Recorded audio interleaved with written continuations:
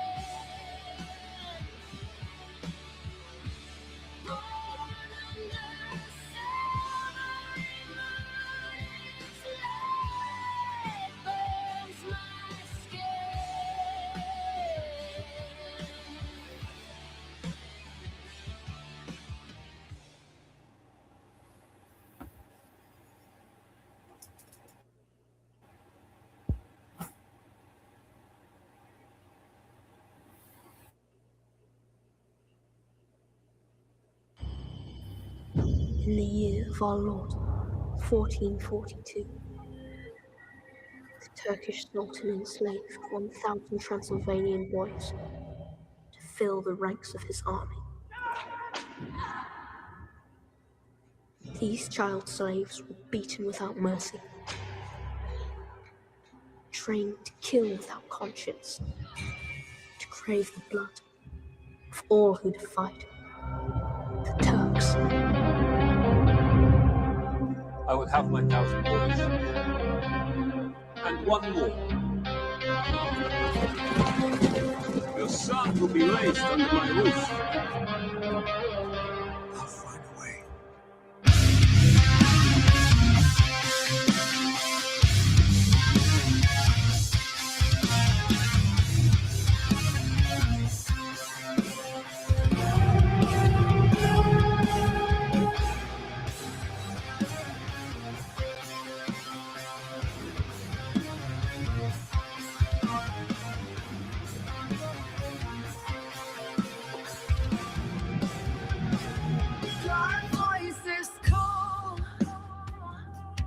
Through the forest, bodies move slow,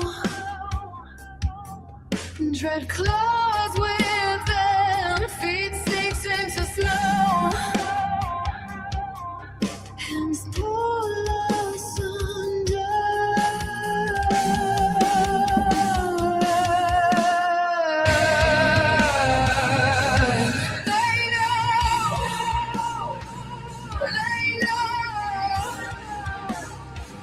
What you have done,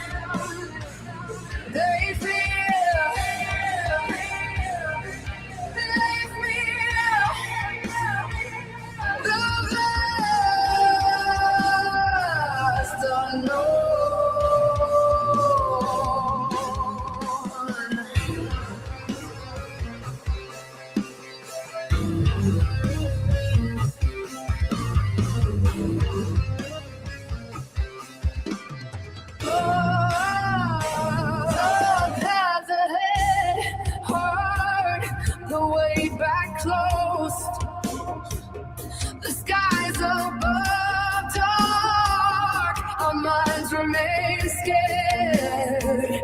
We calm our hearts.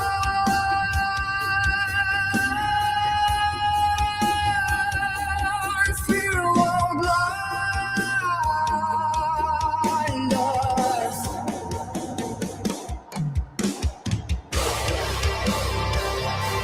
They know what you have done. They fear the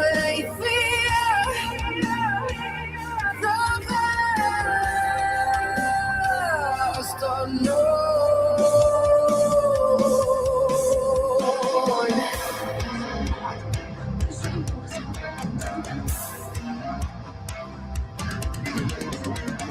The truth was spoken. The words were said. Our names are heard. Signs sprayed on walls. Message has been spread. Nothing is left unsaid.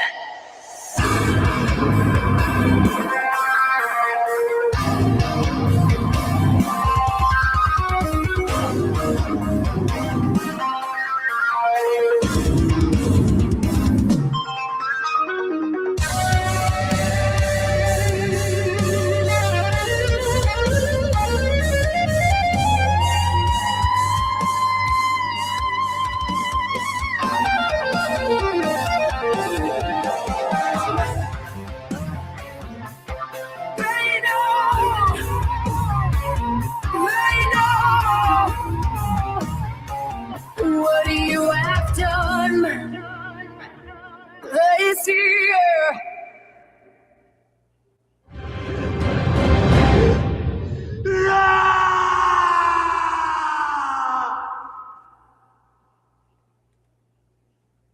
And I finally found the answers in this book, Mythical Creatures.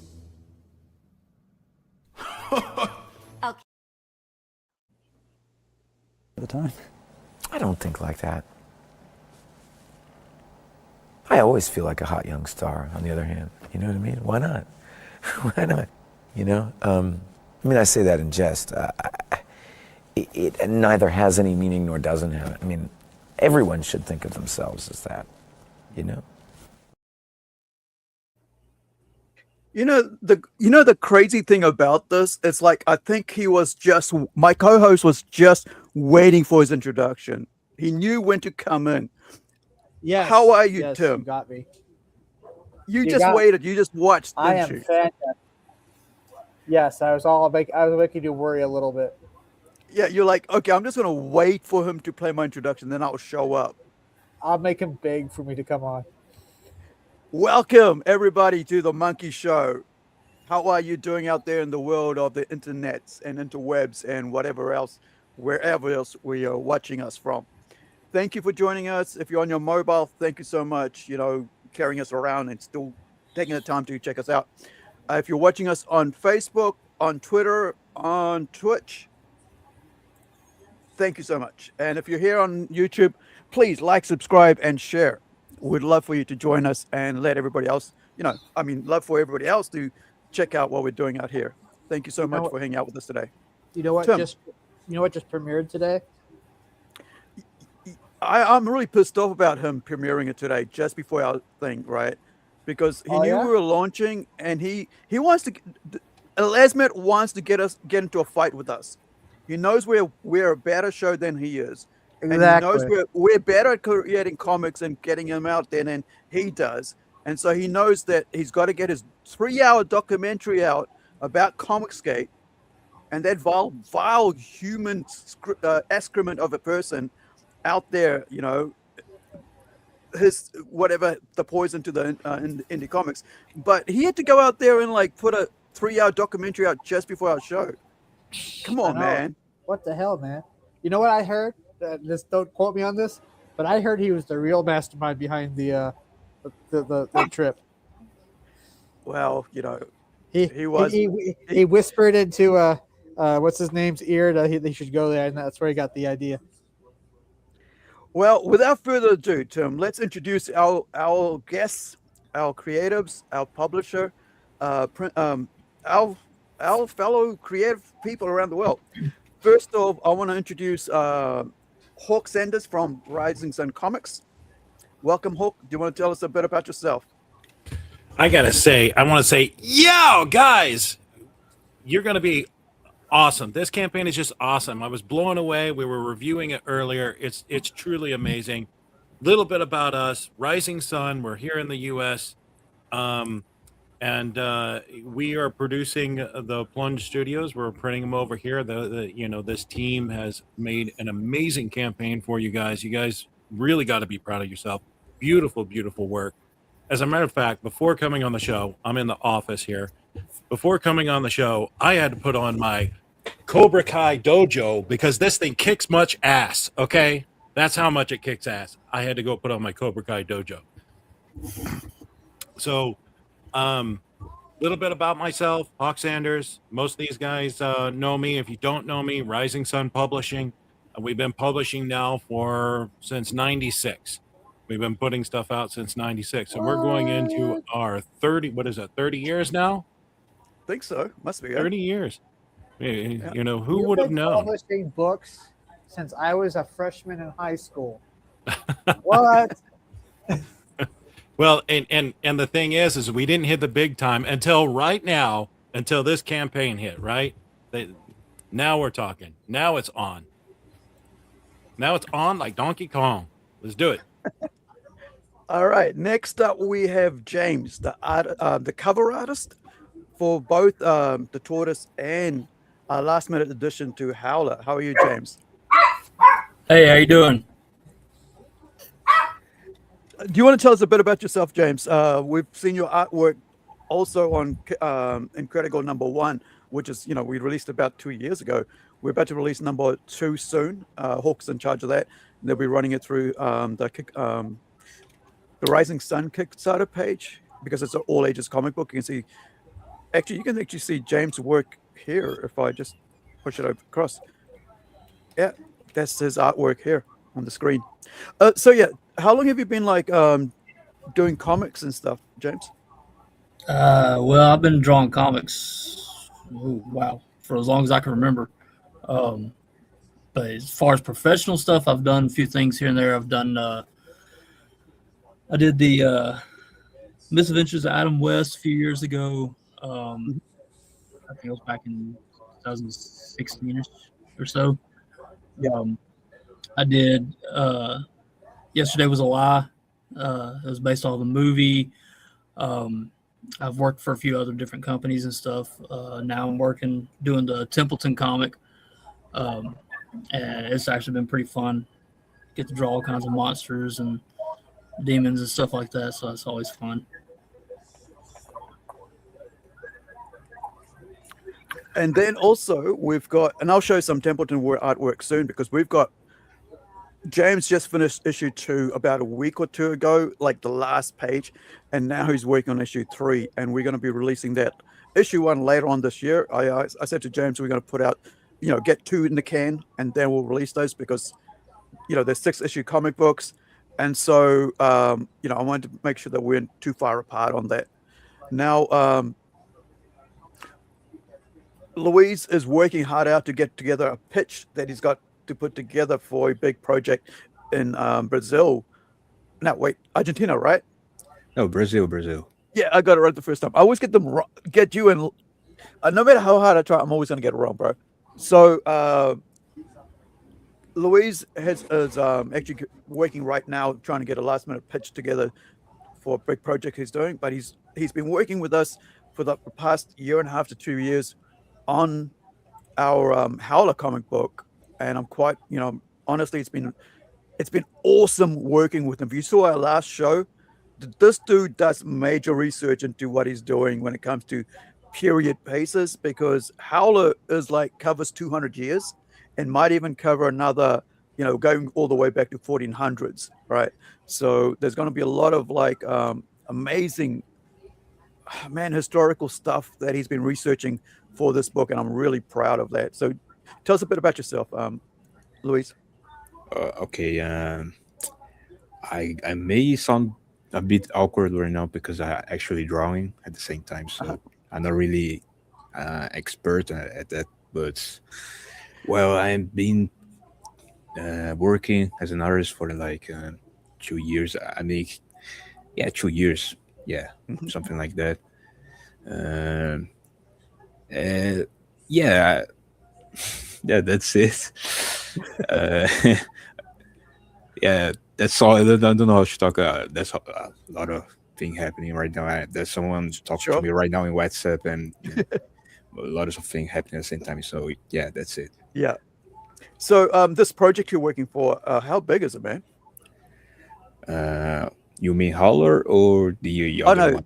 the other one you're working for. Yeah.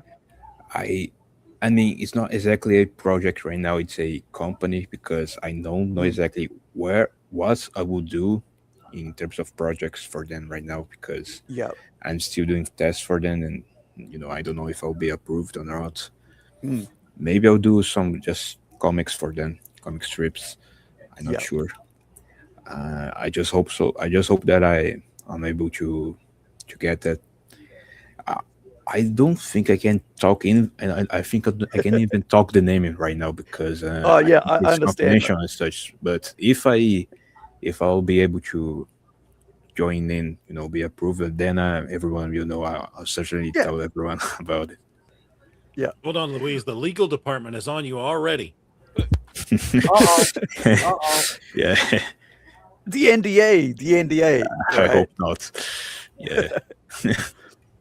So yeah, guys, thank you for joining us, and we're gonna have a look at some of the work because, like, here's the thing, right? We've actually, like we keep trying to say and have been saying for the last couple of weeks, that actually a couple of months now, saying that when we come to bringing this project forward, it's going to be a project that's already 100% completed, and you know, it's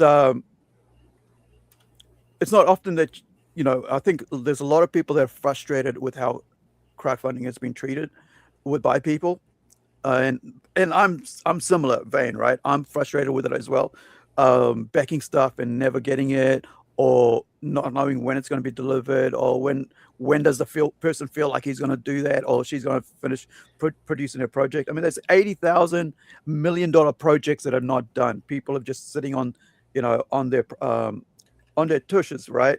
On their backsides, just going, "Oh yeah, we'll get it done when we're feeling right." Like, and sort of wondering, and everybody's out there going, "Well, I gave you money like 5 years ago, 6 years ago, 10 years ago, whatever, right? And you guys haven't produced anything. When am I going to see anything from you guys?" And I'm like, "Well, I don't want that on myself. So let's wait, get everything completed, and then bring it to Kickstarter." And so here's the project here, right here, completed, right? One of them. This is Howler, all 100% completed. Everything's done. And you can see, the amazing way that, like I was saying about period pieces, this one is like, we haven't, in issue 2, we go into like 200 years late in the past, but here we cross over from Australia and New Zealand, and the first chapter, as I like to call it, like the first issue for Howler, is called let me find out, Love Life of Animals and Other Humans.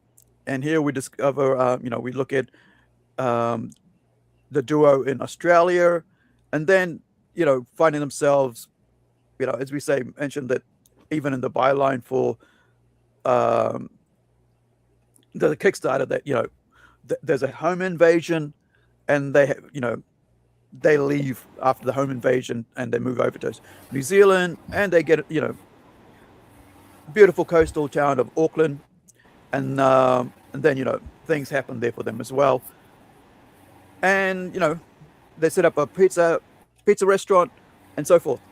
But this is a long form story, so we're going to be working on this hard out. And as I wanted to say earlier, that Luiz has already started work on issue 2, and I'm quite excited because I've seen some of the pencil work. But the other thing is that when we were doing issue 1, we actually planned out issue 2 as well, and he did all the, what is it called, storyboarding and page layouts, and I started doing this, Thumbnails. yeah. Sorry, there's a reverb there somewhere.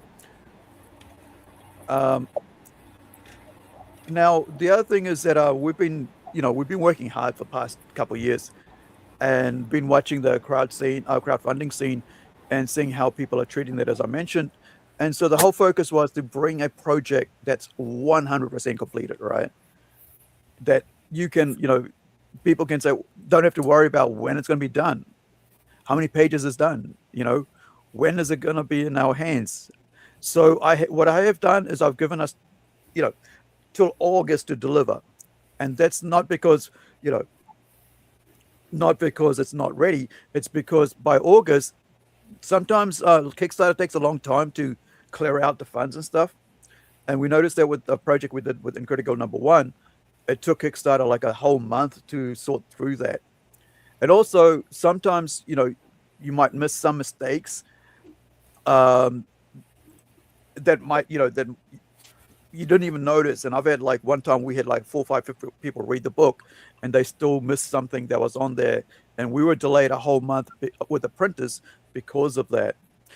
Now, but we still got our book out. So you never know how good everything is until you check the printing, right? So this is our manga, our 40-page manga, the Tortoise. This is longer, like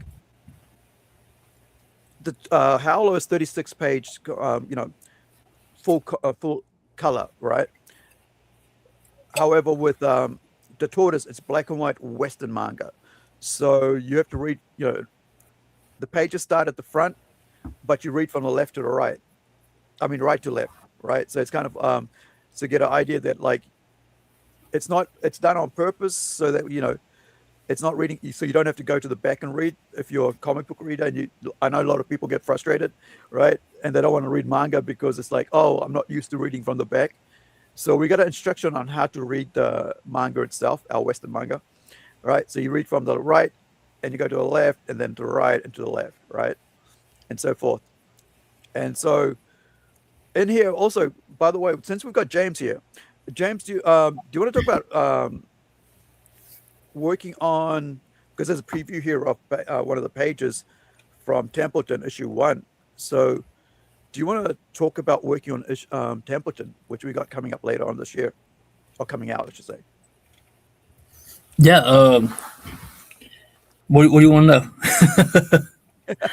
Well, how was it like? I sent you some images and stuff. I said, oh, this is what the character's faces want to look like, and this is how it is. But like, as an American, right, you're working on a comic book with people and characters and landscape from another country like New Zealand, right? Have you ever been to New Zealand? Never. I want to, but I've never been. Yeah, so you get to draw, and this is the same with even with Luiz and with Howler, and also Tomas with the Tortoise, right? He's drawing things about Fiji and Australia and New Zealand, these guys, but never been there. So what's it like, for you, was it difficult, or were you like, having to come up with these different characters for the books, for Templeton, Rise and Fall? Well, as far as landscapes go, I think those are, for the most part, pretty easy. I mean, tree's a tree, that sort of thing, mountain's a mountain. But as far as the characters and stuff go, the hardest part has been just capturing like their, what are you trying to say? Their personalities, I guess you could say. And then, of course, trying to do it in a way that stays true to the character, but also trying to do things in a way that also, even though it's an adult book, trying to do things in a way that is still I guess classy, I guess, in a way. So yeah, it's a bit of a challenge. And it takes a lot of playing around with layouts, playing around with things like that to figure out what's going to get the emotions across, what's going to get the the scenes across, but at the same time, not go too overboard with it to the point to where, you know, it's more adult than it needs to be.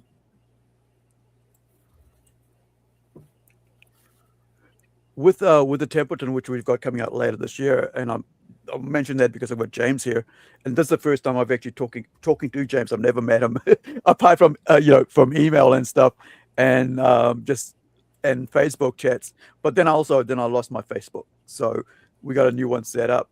Now talking about Facebook and social media, I just want to share some social medias here from our guys. This is from Rising Sun Comics on X, and also I shared Luiz's Instagram if you guys want to check that out as well. James, do you ever do you want to share any links? I know some people like to keep private, but if you've got your art pages you want to share out, that'd be cool. Yeah, now, I've got a Facebook page. Yeah, it's the Art of James Hill. But yeah, I'm on Facebook. Okay, let me see. Let me grab that in a second. But this is, by the way, this is the foil virgin foil variant for the bikini that we cover art that we're putting out for the Tortoise. And this was done, by the way, guys, in 2023 when we started this. I asked James to do this, and it's like, man, that's 3 years ago. I was putting this together. I'm saying, man, you did these characters 3 years ago, right? And it just seems so like yesterday, but like these years go fast, dude.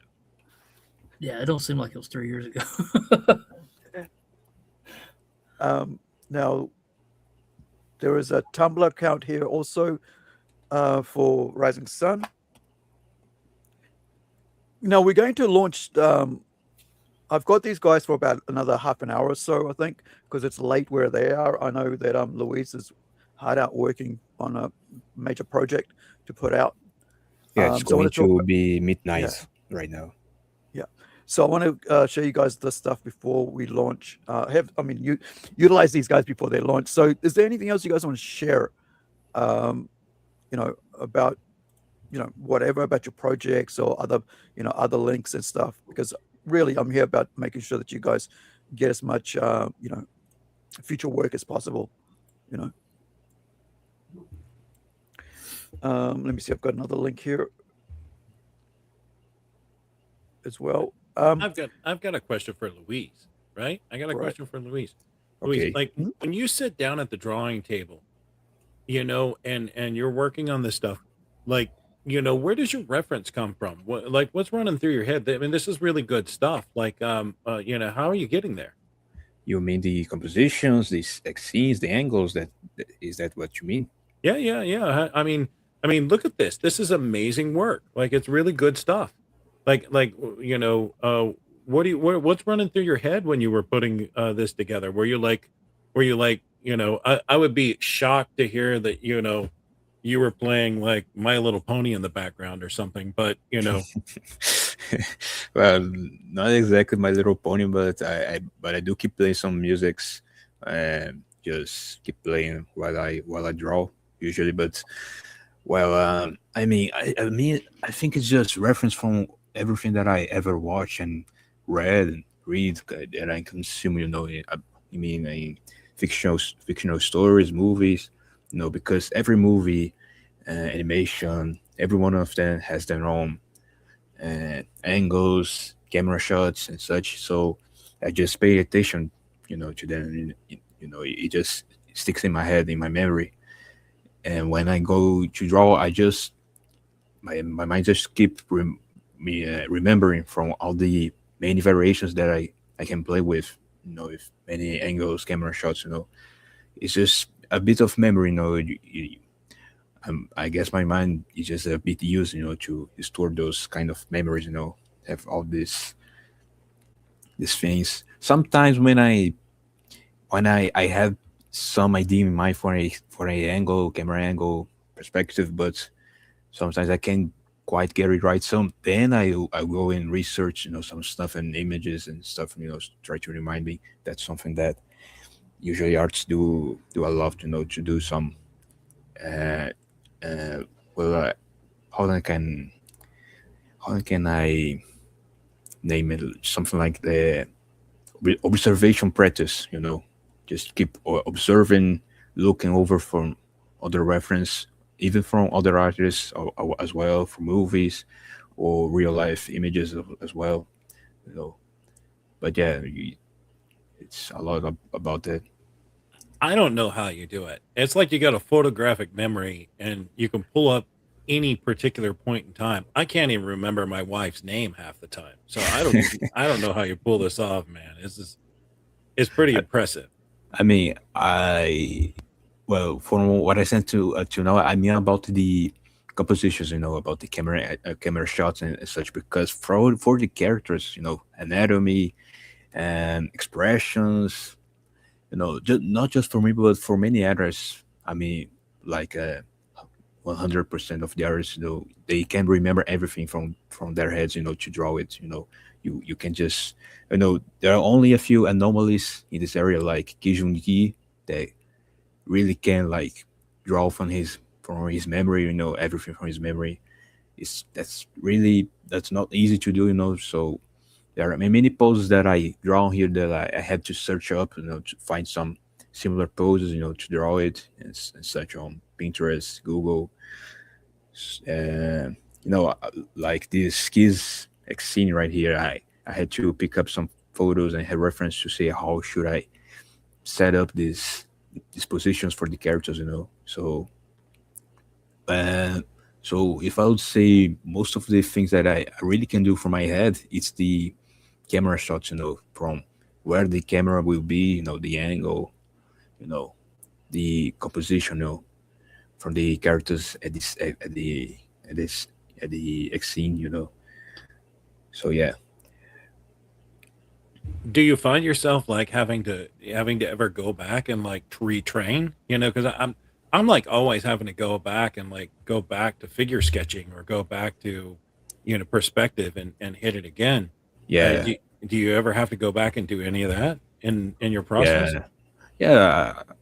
I mean, every artist has to go back to school sometimes, to study a bit again. Every now and then I do some gesture drawing as well. Sometimes I try to revise and look up about anatomy again, a bit of perspective too. It's, I mean, because I mean, I always working, but there are sometimes a few stretches in the year that I spend a few days not drawing. When I mean drawing, I mean working, drawing for work. When that happens, you can get rusty, or sometimes when you get some kind of specific gig or job that it doesn't really practice your drawing skills. Sometimes it's a lot of copy paste. Sometimes there are some kind of work like that. So sometimes when I get these kind of gigs that doesn't really exercise my skills, I may get rusty. So do you find you get those a lot, like jobs that don't exercise your ability? Yeah, that happens, because I mean there are some jobs that I can't exactly use all the skills that you can, because there are some jobs, like some comic jobs, that the clients are really strict with what they want, like I want this character or this thing to look exactly like that, and sometimes the way they want to look isn't really anatomically right. That already happened to me. Like at first I had drawn something that was like that was a bit closer to right, like in matters of perspective or anatomy, but then the clients asked me to do like in a wrong way, but the client really wants that, so I have to obey, because he's paying me, so he has the right to tell me that, to ask that. So that may happen sometimes. And when this kind of clients happens for me, when I have to deal with them, sometimes I even copy paste some work, because to just to easy out the flow. Because if I try to do it from scratch, that kind of character, he may ask me to just keep adjusting until he gets just like the other one that I already did know. So I just copy paste. That happens a lot with many artists as well, from what I know. So it's almost like you're going around in circles with the client to get what they wanted in the first place. So it's easier to just do it. It's easier to just copy paste than just do something and expecting him to already ask me many adjustments, many tweaks. So for many artists, it's better to just copy paste sometimes. Stuff that we already did. Because of the flow. Because sometimes that really happens even more when the deadline is too short. When the deadline is too short and they ask too much, then we artists just have to copy paste things, to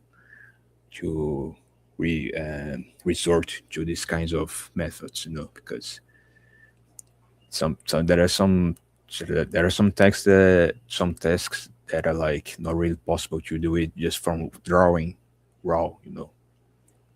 So, do you feel that that's like something brought on by the editor, or do you feel like I've kind of questioned at times whether or not that was the writer, the team, the editor, or was that just the way that these people are used to working? Have you analyzed it any? I mean, from what I noticed, it happens more often. These kinds of more strict and those kind of clients that usually asks more adjustment, that usually happen from clients that are really artists, that doesn't really draw, doesn't really know the stuff, like for Aru, when we used to work, he rarely ever asks me to do any adjustment, and I think that's because he is a guy that is already used to drawing to with artists as in general, because some of my clients that I have, they are not artists at all, they don't work with art, in a way, like personally, they don't draw, they don't know the art scene that well, in a personal way. So when that happens, they may ask sometimes some really ludicrous tests for me, some things that I can just, well, you get it, what I mean, so that usually happens when someone doesn't really know what they're talking about, yeah. I think a lot of times what happens is when you get when people who actually don't have a background in comics or have never actually drawn anatomy, right, or perspective, or anything like that, they don't understand when you look at a picture what's wrong, right? So when you have other people, people with background in comics, they can just look and go, that's fine, don't need any changes, right? Because but then people who don't know, they'll go, oh, do this way or do that way or do that way. I'm like, you only should have three changes to any image, right, from original thing. Otherwise you just go in there, draw your own little mock-up of it. So I want to bring in here James, right? So James, I brought James in at the last minute to do a spoiler cover, and so the reason I call it a spoiler cover is because we don't actually show this in issue 1. We will be showing the situation, in the story later on. And so I had James. James actually sent me 4 different images, I think it was, samples of what I asked for, and then then I did a mock-up of all the ones that I wanted, and then this is the final piece. So what was it like this is supposed to be like an Australia scene, and I gave him a whole bunch of images, photos from Australia, and I haven't been to Australia since I was like I don't know, about 1983, 82, so a long time ago. But I always send lots of reference, not lots, but enough reference images for the artist to work from, because I think you need that, right, James? Oh yeah, reference material definitely helps. I mean, I've had jobs where I've had to hunt my own reference material down, but when you have someone like writer or whatever who sends you reference material of exactly what they're thinking of, that just eliminates a lot of problems right off the bat. And the other thing is like, I think it's about time, right? So like, I mean, an artist does is like wants to get to the work straight away. They don't want to be out there running around looking for things, reference images, and trying to figure out what the guy's thinking in his head, right? What is it? What is that writer or what is that creator wanting me to do here? And the thing is, a lot of people run into issues where they don't actually. Like one of the things that my friend first said to me a couple of years back is like, I don't know what's going on in your head, right? You're writing down all this information. I don't know what's going on in your head. So I thought, well, the easiest way is to either I mock it up, stick figure the thing, in my lousy way of drawing because I haven't drawn for 30 odd years, but then with him, and then giving references, and that sort of makes it easier for everybody because then not only are you seeing inside my head, but you have something to work off from, right? A common phrase said in every relationship.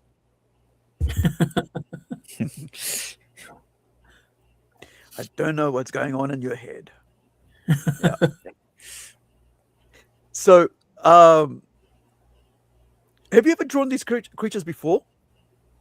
Like a Valraven, a friggin' nine-tailed fox, or a No. Lemire? No. I I've think drawn. none of us ever did. I've drawn creatures similar to that character there. Yeah, this Not one. an exact character, but similar to it. But some of the others is like, no. So it's always cool to be able to try something new. And yeah, man, I've been watching like with you working on the Templeton, the supernatural hell heaven, crime drama thing, horror book. All the characters that you bring to life in that is just amazes the hell out of me, man. That's why I always go, hey, you just go do whatever you want on this one now. Just make it crazy. Just give me a crazy demon here, and this one's all right. But then in this one, you need this. So, how do you come up with all these friggin' demon ideas, man? Yeah, that's the hard part. I try to make all of them different as possible.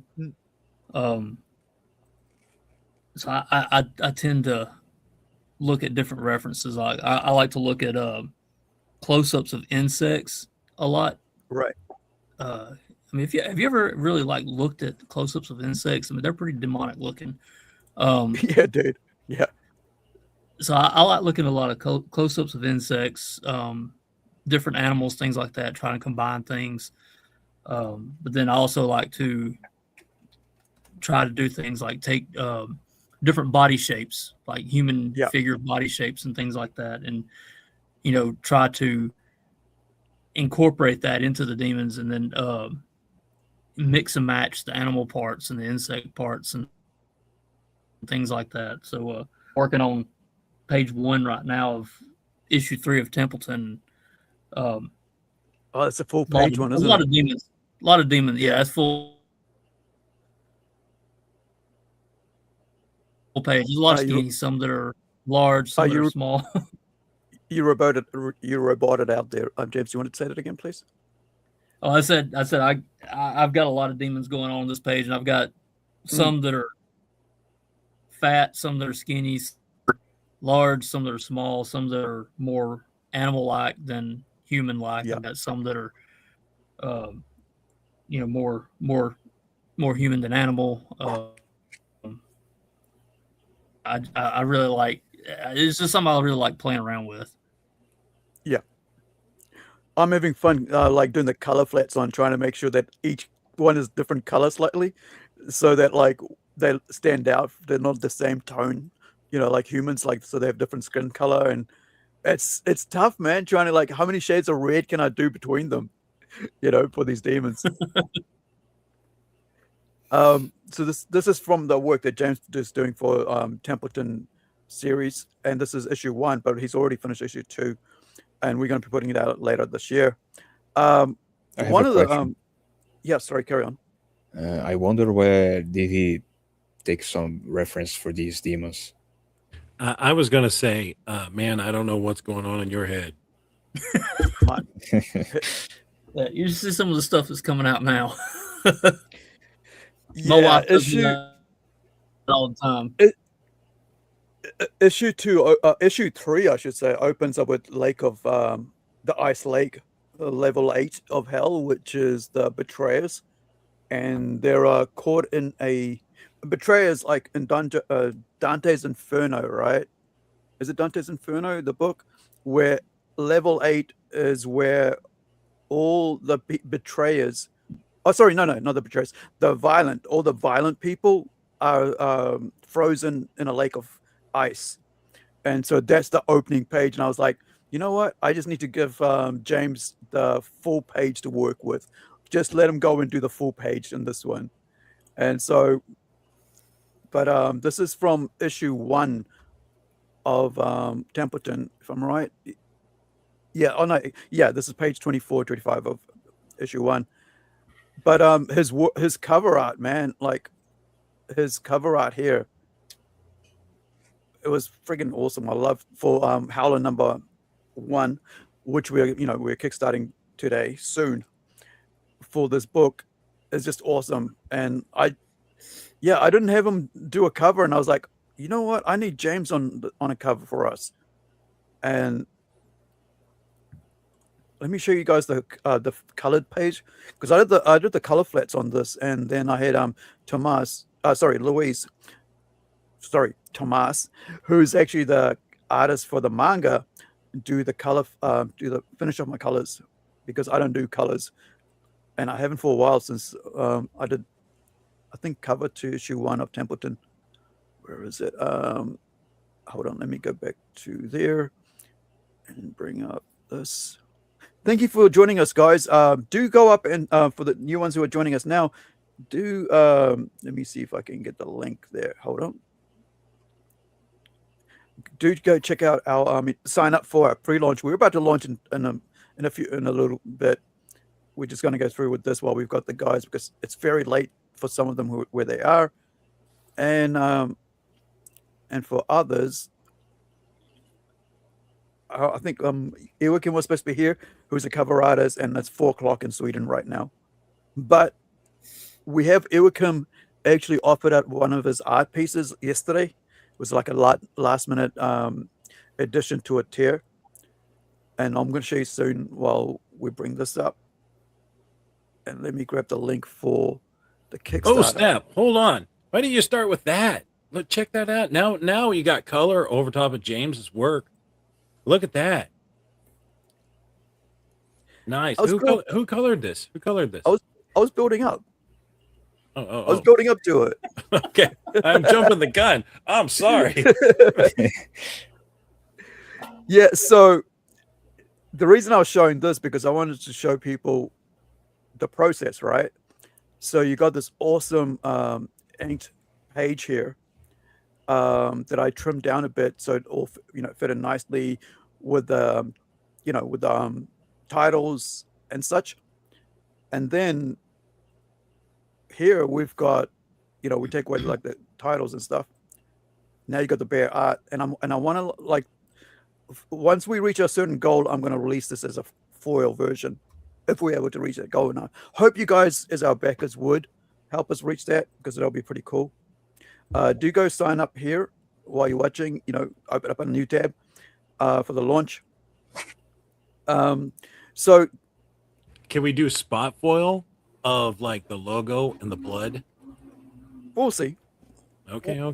We'll see how it goes, because at the end of this is like, it's all about reaching the goals, right? We're going to start simple and then reach the goals, and we go from there. So let me see if I've got the levels here. Where are we? Wait. So we did different versions of, I had different, we're doing the different versions of the fog and stuff. I think this is the one with, yeah, that's the original. the color flats. So the one. So this is the original color flats. So this is me laying down the colors to make sure that all works out, the way it's going to look to me, right? So I'm trying to imagine a night scene and making sure all the characters are, in their different little areas here. You got the Fossigrim here. A Fossigrim is a water monster. And then you've got the Valraven, which is feeds on dead, fallen dead, battle fallen dead.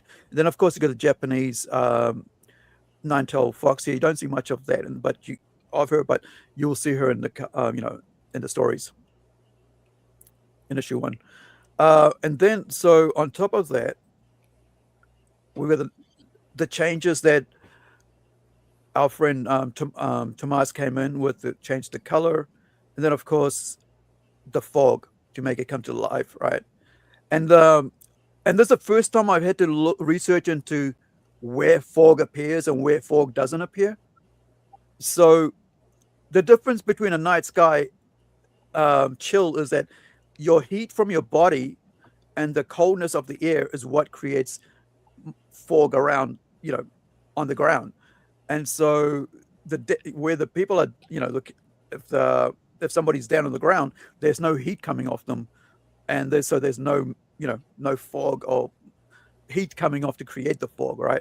It was freaking like, this is something I've never even thought about, James, in my life, because James goes, oh yeah, it'll be look nice with a bit of fog and stuff, and I said to Thomas, hey, so James wants some fog in this when you color this, so let's test out. And so Thomas and I had a live stream going over where the fog should go, how much fog, this is things that you don't think about until you have to go and think about that, right?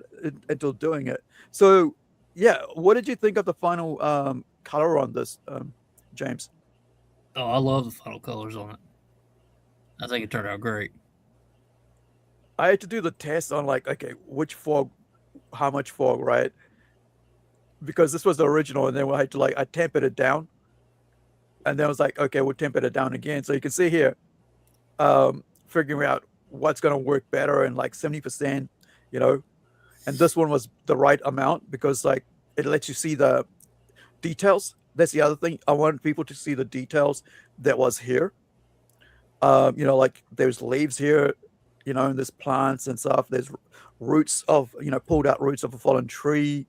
And then there's all this sort of details here that you could actually see that, that isn't being hidden by the fog, right? So yeah, it just, man, when you look at that's why I always love, that's why I let other people do the coloring, right? I do the flats and I go, here, take over now, right? Because otherwise I'll mess it up. So yeah, I love how it's been finished off here. Given where we started with original work here, and we've take this and bring it to life between Tomas and I, and just yeah. And the other thing is that Tim, are you still around? Maybe not. Maybe not. Because it's late where he is as I'm well. Still here. So, I'm here. still here. I had to find the unmute button. Oh, sorry, mate. Do you have any questions for James or Luiz? No, it's all great. I just took the opportunity off air to share what I do. So awesome. Hopefully they see that. But I mean, it's nice to see that some people actually care enough to deliver on their books, instead of have it be a prop in which they lean on. It's kind of like that guy that never plays guitar on a college campus, but he walks around with it because he gets chicks. That is true, right? There are people like that just walking around with the guitar. Yeah. And he never strums a single note. He's like, yeah, I'm a musician.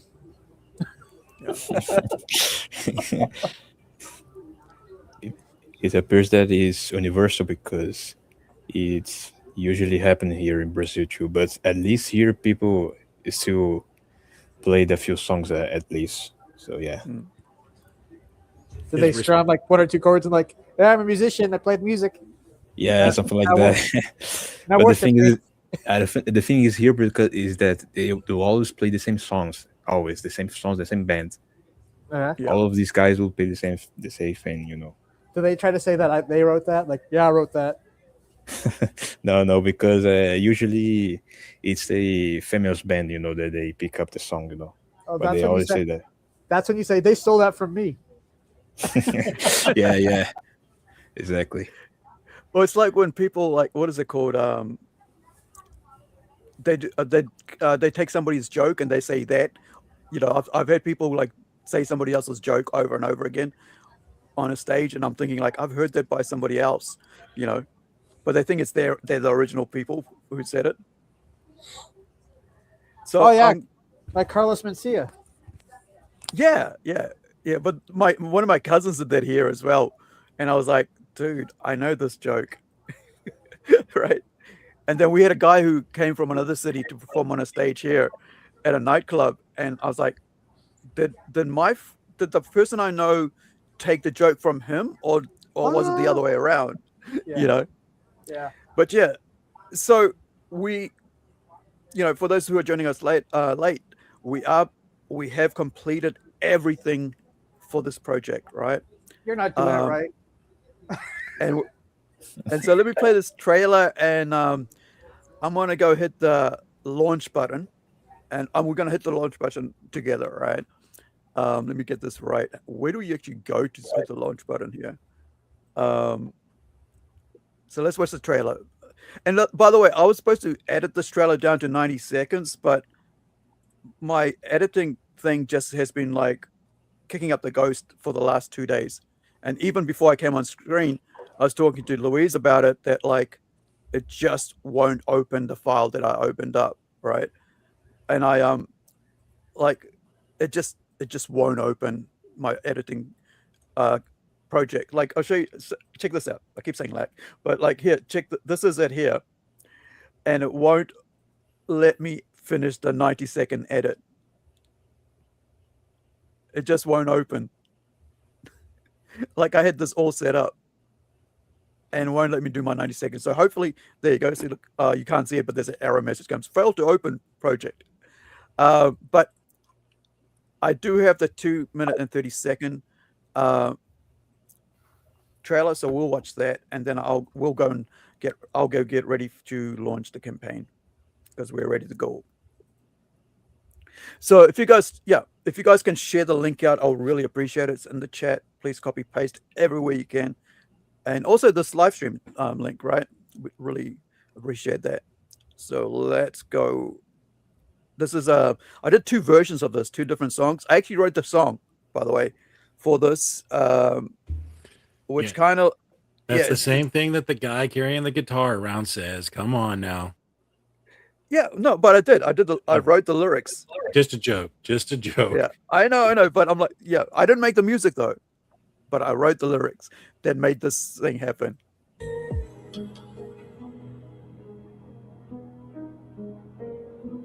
Born under the moon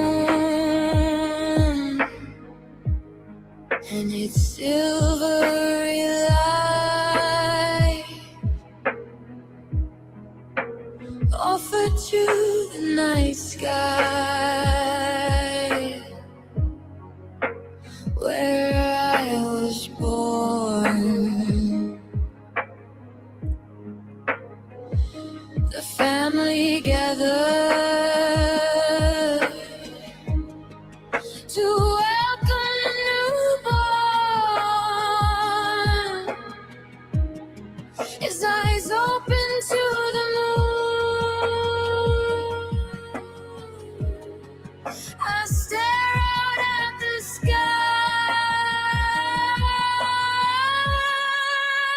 Born under a silver moon, its curse closed within. Born under a silver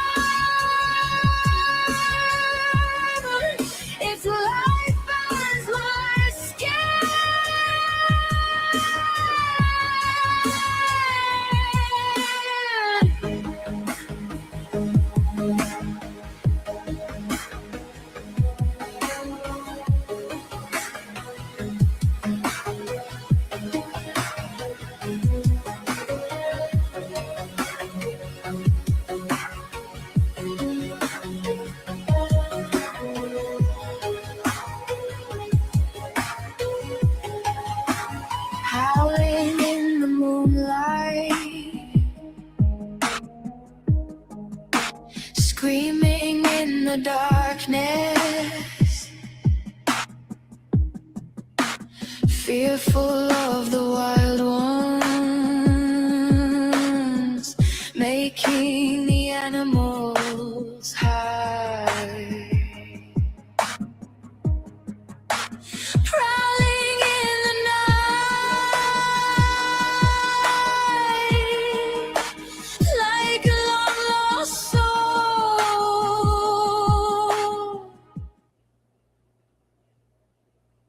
All right. Okay. I am on the page of. Where are we? Let me get this ready to go. Where'd I put it? Here we go. So we are going to launch. Are you guys ready? Yeah. You ready to do it? Oh yeah, let's do it. Should we do it? Where is this? Where is it? Hold on. Let's go to project overview. We had no idea clicking the button would destroy the world. About to go. Here we go. Nuclear blast.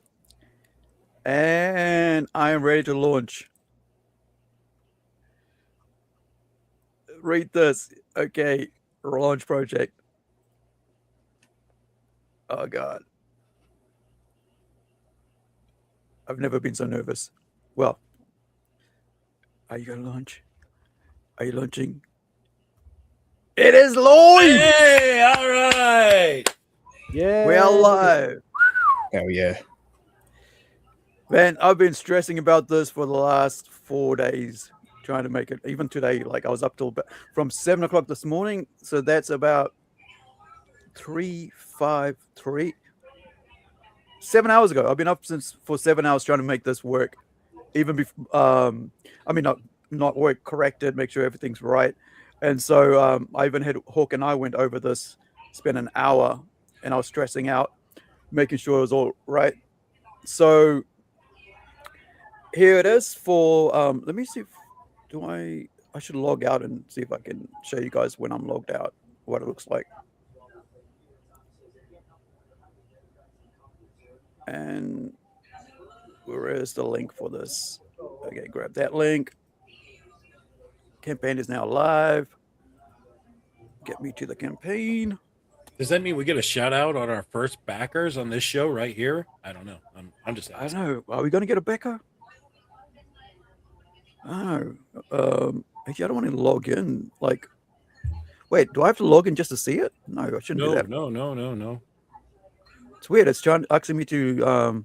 Just throw it in there. Throw it in the top. Do a search. Yeah, I'll go do that. Howler.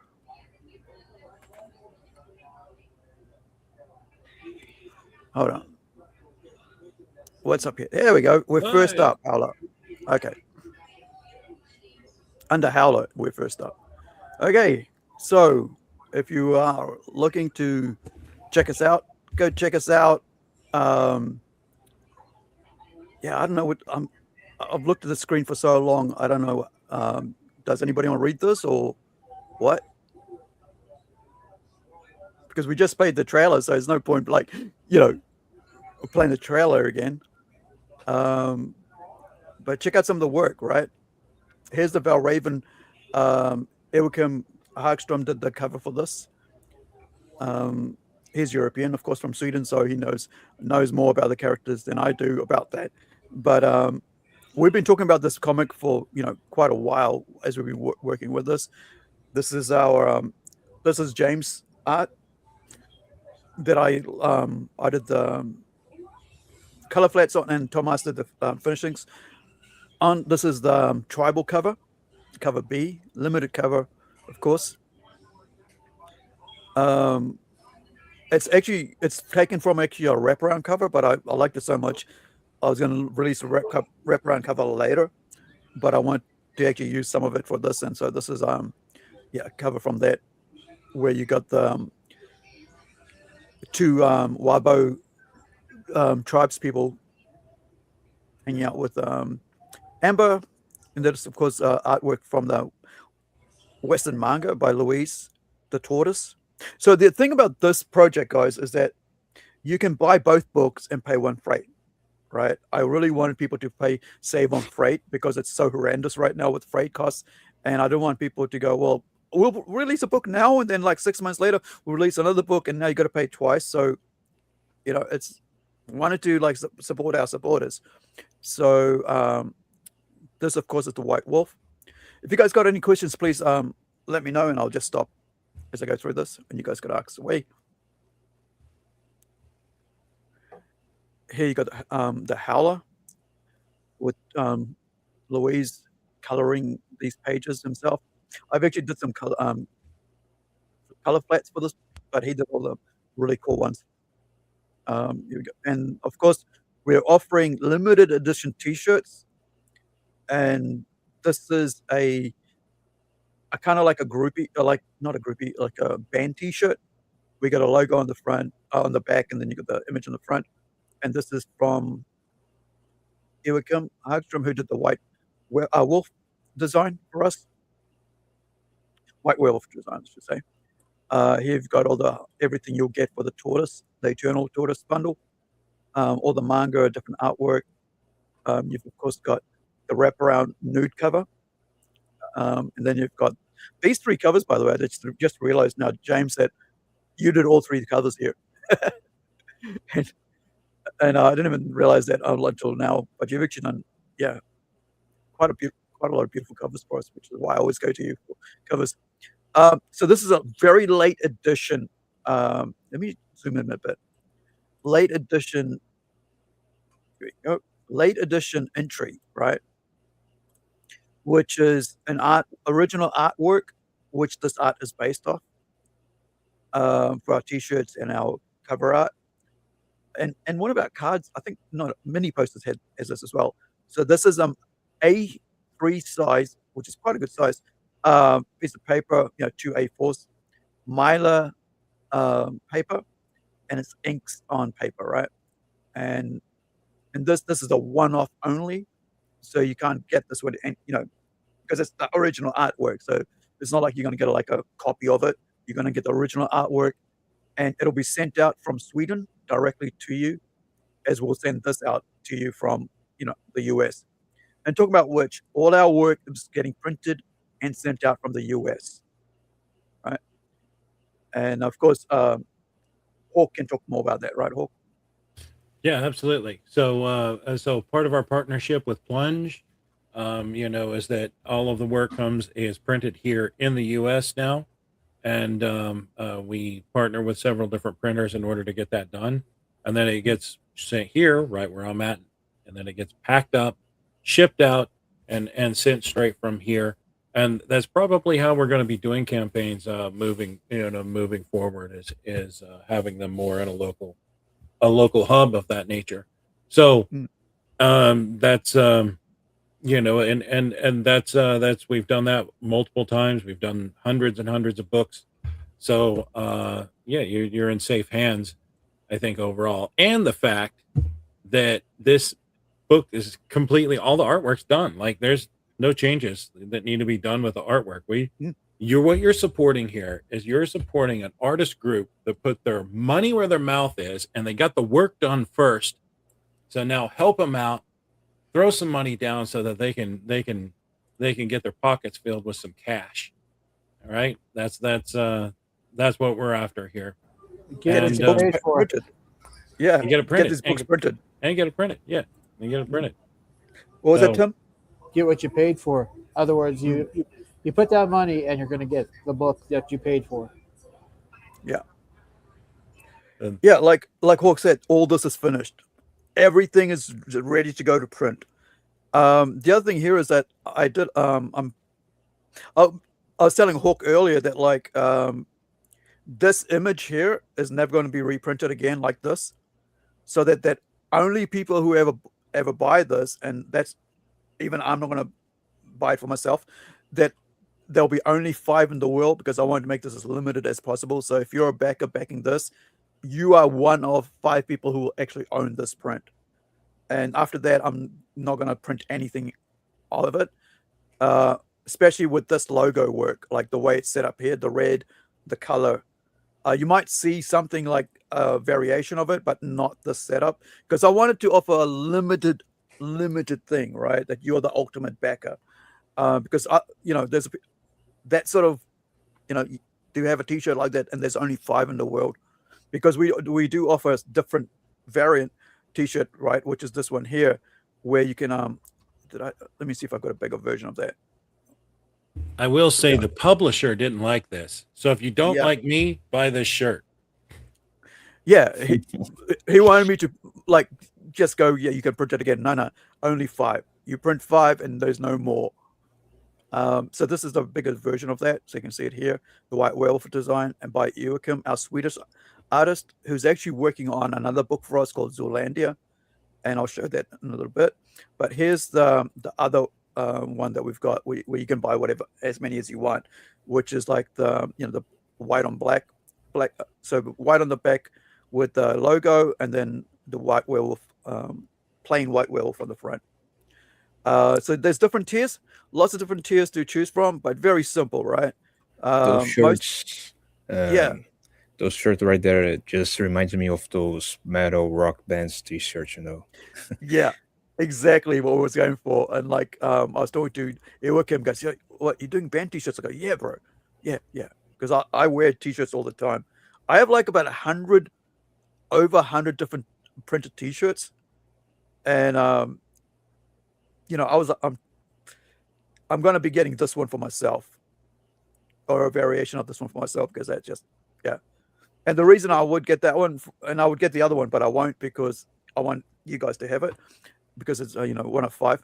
But yeah, just such a cool, he did such a cool design on this, man. I like it. So I actually changed the color of our werewolf after I saw this, because what's his name? Just Isias, the main character, right? He's blonde, right? So I was doing his skin as his like, that's him here. You can't see that much of him, but like he's blonde, and so I was going to do him like a blonde werewolf, and I'd already done it, and did the color fading, and then sent it off to Luiz, Thomas, to go, hey man, do this card up like this, And then I saw this come in, and I was like, wait, no, we got to change the skin, change the design to like this white silvery werewolf, because it looks so much better, and the skin looks much better, because usually most werewolf you see, they're like brown or black, like werewolf I'm talking about. But having this is just like cool, man. What do you guys think of this design, by the way, like having the skin like the fur tone this way? So now that you've said all that, now what I want to see is I want the band T-shirt now. And at the bottom, what's the name of the song that you wrote for this thing? Oh yeah, it's on there. Yeah. It's is it on there? Is it on there? Yeah. Does it have like the tour places? Oh, it does. It is on there. Does it have like tour places, Auckland and like Tennessee and it'll be crazy if we did that, right? But I mean, I might do that later, because my fictitious band, which is called ARU, which is old, right? Which is where at least, let me just Howler World Tour coming soon. Well, the band that I have as part of this, that's creating the music for this, or the lyrics I'm doing, is this here, right? The Aur, right? So Aur is the name of it. It's AURL, AUR with the question mark, and it's got nothing to do with my name, Aru, right? Aru means, it's like, so what?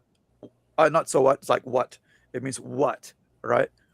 So maybe next time we'll do like a band tour with Aur and have that on the back of it. What do you think, Hawk? I really love that idea, and then have all of the creators places where they live as where the band is going to be touring at. That would be awesome, right? Argentina, Brazil, kind of like metal. Was it Metalocalypse? Yeah.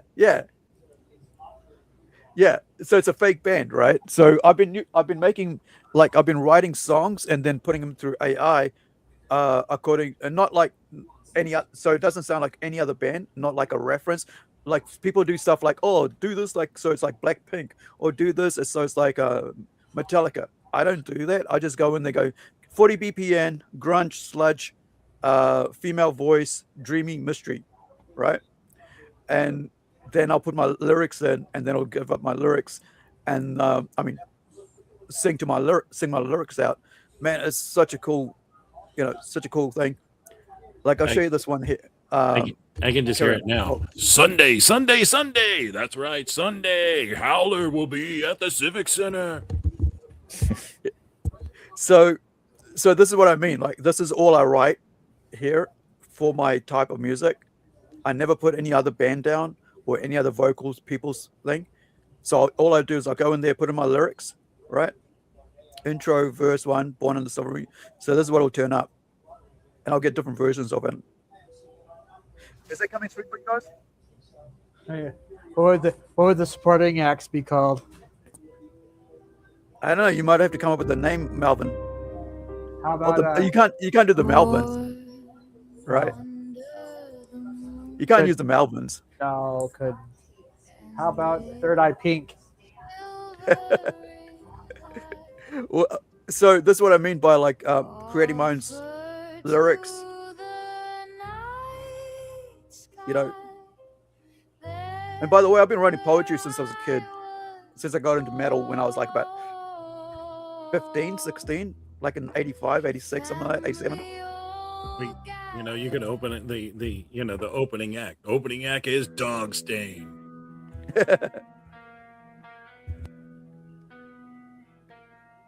So, is it cool? So yeah, but it's man, it's like finally being able to like put those making up lyrics, poetry, right? Lyrics. My tongue's getting tied up on lyrics, and then writing and using that format to actually write a song for the trailer. So it sounds like we almost made a band. Who here can play? Wow, we already had a backer. Oh wait, who's our first backer? We got to call this person out. I have no idea. We might get one less backer if we did that. Yeah. First name you, second name first name your, second name mom. Yeah, your mom. Thanks, your mom. Yeah. Yeah. So this man, this has been like a. Oh, by the way, writing Howler has actually allowed for me to expand and Plunge universe historically, right? Because myself and James have been working on Templeton for a long time, right? And now we're basically able to ground the religion that we created for that, and Hawk had a part in that as well. Created a religion that basically advances all our books now and grounds them in an amazing way historically. So Howler has basically become like the core book to the Plunge universe, and I'll show you what I mean by that here. Let me just open up this page here, and whoever just put out, just supported us just then, backed us just then, thank you so much. I really appreciate that. So this is this basically, when I'm saying like how it goes back, we're going all the way now back to the 1400s, James, with our Plunge universe, and going all the way with the Carpathians and Vlad Impaler, and that this allows us to actually tie every single book I've been working on with this one book historically, with the Ottomans, with Vlad Tepes. And so here you get this entire page telling you where historically all of these people come from. With the Howler, with and Critical, which is an all ages comic book, which Rising Sun Comics is going to be launching the second issue soon on their Kickstarter page. That also plays part in this, but that's kind of like a more scientific book and with superheroes and stuff. But this is our supernatural monster book and gives you and the other thing was like what it took when you're creating a universe like this that's huge, right? That and you're working with several different people with different artistic backgrounds and knowledge and bringing their own sort of creativity with it has been amazing, man. I'm telling you, as a creator writer, working with these talented artists, man, I am blessed, and I don't say that lightly, or callously. I totally enjoy working with these guys, and the things that they're brought to life is just blows my mind. Because it's just so good, dude. Man, what I'm gonna say now is really bad timing because what you was just saying now, but I really need to. I need to head out. Unfortunately, it's all good. Yeah. Thank you. I would like to stay, but I really need to go, man. Yeah. I knew I only had for an hour because you got stuff to do. Thank you so much, Luiz. Yeah, thanks, thanks, and I really hope that it goes well with the campaign. I'll be watching and keep looking over the campaign here. Yeah, we'll be around for the whole month promoting this stuff. But thank you. Man. I hope your pitch tomorrow goes really well. Yeah, I mean, I use the word pitch, but I think pitch doesn't really fit what I'm doing. It's more like a test, But I just use pitch because I didn't know what word to use in English for that, what I'm doing. So whatever. Yeah. It may be just pitch, but I think it's a test, the better word of it. But yeah, anyways, I need to go. All right, Luiz, remember, you can play music, right? You can sing. A couple songs. Not at all, man. I'm a really stiff guy, I don't know that much of stuff, though. Yeah. Well, all right, have a good night. I don't want to keep you. You're tired. He's ready to go. That's funny you say that because I'm not going to sleep right now yet because I need to finish my work just a bit before going to sleep. So yeah. All right, bud. Thank you. Get you later. Yeah. But I've got to give a shout out though, real quick, Aru, to Rick Brown, who is the first person to support this campaign. Thank you, Rick, very much. We really appreciate it.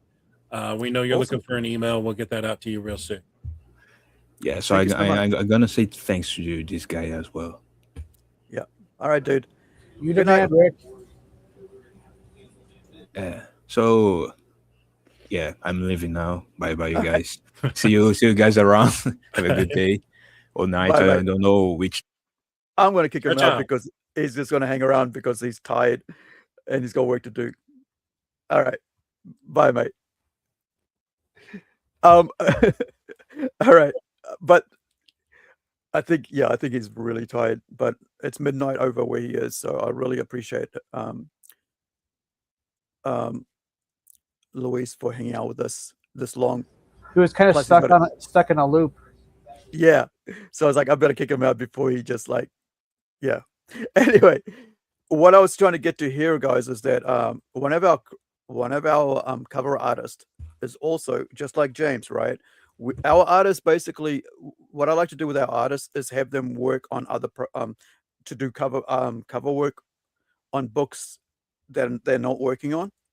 That way, you guys get to see their work early before we actually put out their work, right? So this one here, let me move this across to here.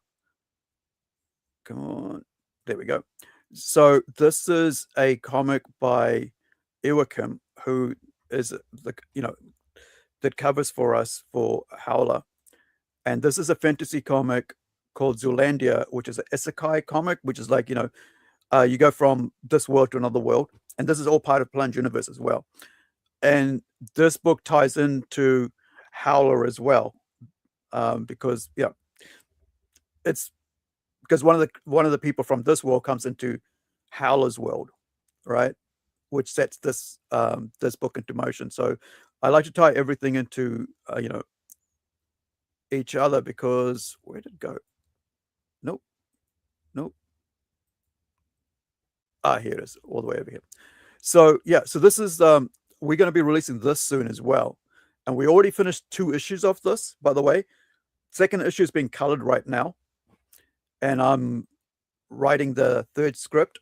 I've actually outlined the last 2 scripts because it's only a 4-issue series.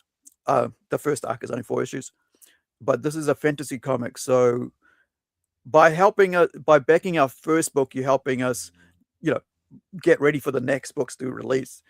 And so this is this awesome 2-page spread in issue 1 here. Where is it? There we go. Look at this, dragons, ice and fire dragons battling it out. And so the cover artist of that book is, remove this, is the artist on the Valraven artist. I think this is the one. Yep, the link. I'm trying to get the right link here. This one here. So by backing this book, you actually, going to get a piece of work from our Swedish artist, Joakim Hagstrom. You guys got any questions about anything else? I wouldn't even know where to begin to ask anything. Well, let me ask you a question, right? You're a comic book creator, writer, right? With Melvin, right? Right. So what's it, seeing us put this book out here right now, completed 100%, ready for people to back it. What does that say to you, and how do you feel about that as a creator? Seeing I think more people should do it, because as of now, anybody using the crowdfunding system will more and more have a hard time pushing a book out, and then you'll have to do it old school. Right, which is paying for your book yourself and then putting it out. You might have to do a series of ash cans like I'm planning to do. Yeah. I think, and that's the reason why, I wanted to bring this book 100% finished, right? And that's been the whole key about this, to get the book already done, get it into your hand and then ready to print, and then go out and go, okay, guys, we're now ready to give it to you. Not like, oh, here's the cover of the book, right? Here's the cover of the book. Please support us. No, the entire thing is done. As you can see from, where is it? I want to jump in and talk about that too, because what we've seen overall is that people are like, I don't want to back another Kickstarter until some of these get in my hands. And they're talking about this very problem where people are trying to produce the work after they get funding for it. Well, I'm going to get paid, first before I do anything else, rather than saying, hey, I'm going to make it, and then I want you to support it. Let's find that way. And there's a lot of people have told me that, I'm not backing another Kickstarter until I get some of my work from these other people. I don't want to put more money into Kickstarter and have to wait 6 months, a year, 2 years, 3 years, 10 years before I get stuff. I don't know anyone that's waited 10 years. I'm just saying, Oh, I know people that have never got their stuff. Yeah. Okay. When I crowdfunded Melvin 3 and Melvin 0, that's the last crowdfunding I ever did. I kept getting a lot of, I've been burned. I don't back anything. I've been burned too many times. And I'm like, that kind of told me, that maybe, just maybe for me at least, because I always had the book done before I launched, that maybe there's something wrong with crowdfunding, at least in my opinion. Other people might, but I don't understand the hesitation on Kickstarter, because Kickstarter will automatically refund people, and it's all or nothing. So and I think the other thing is that, even me, if I back something, if I don't get it, I'm never going to go and back that person ever again. I'm human like that, right? So to expect people to wait years and years and wonder, you know, when their child is now born and they're 5-7 years old now, and you still haven't got that one friggin' project that you paid a couple $100 for, and you're going, what happened? Why is it taking so long if the person's an artist themselves, right?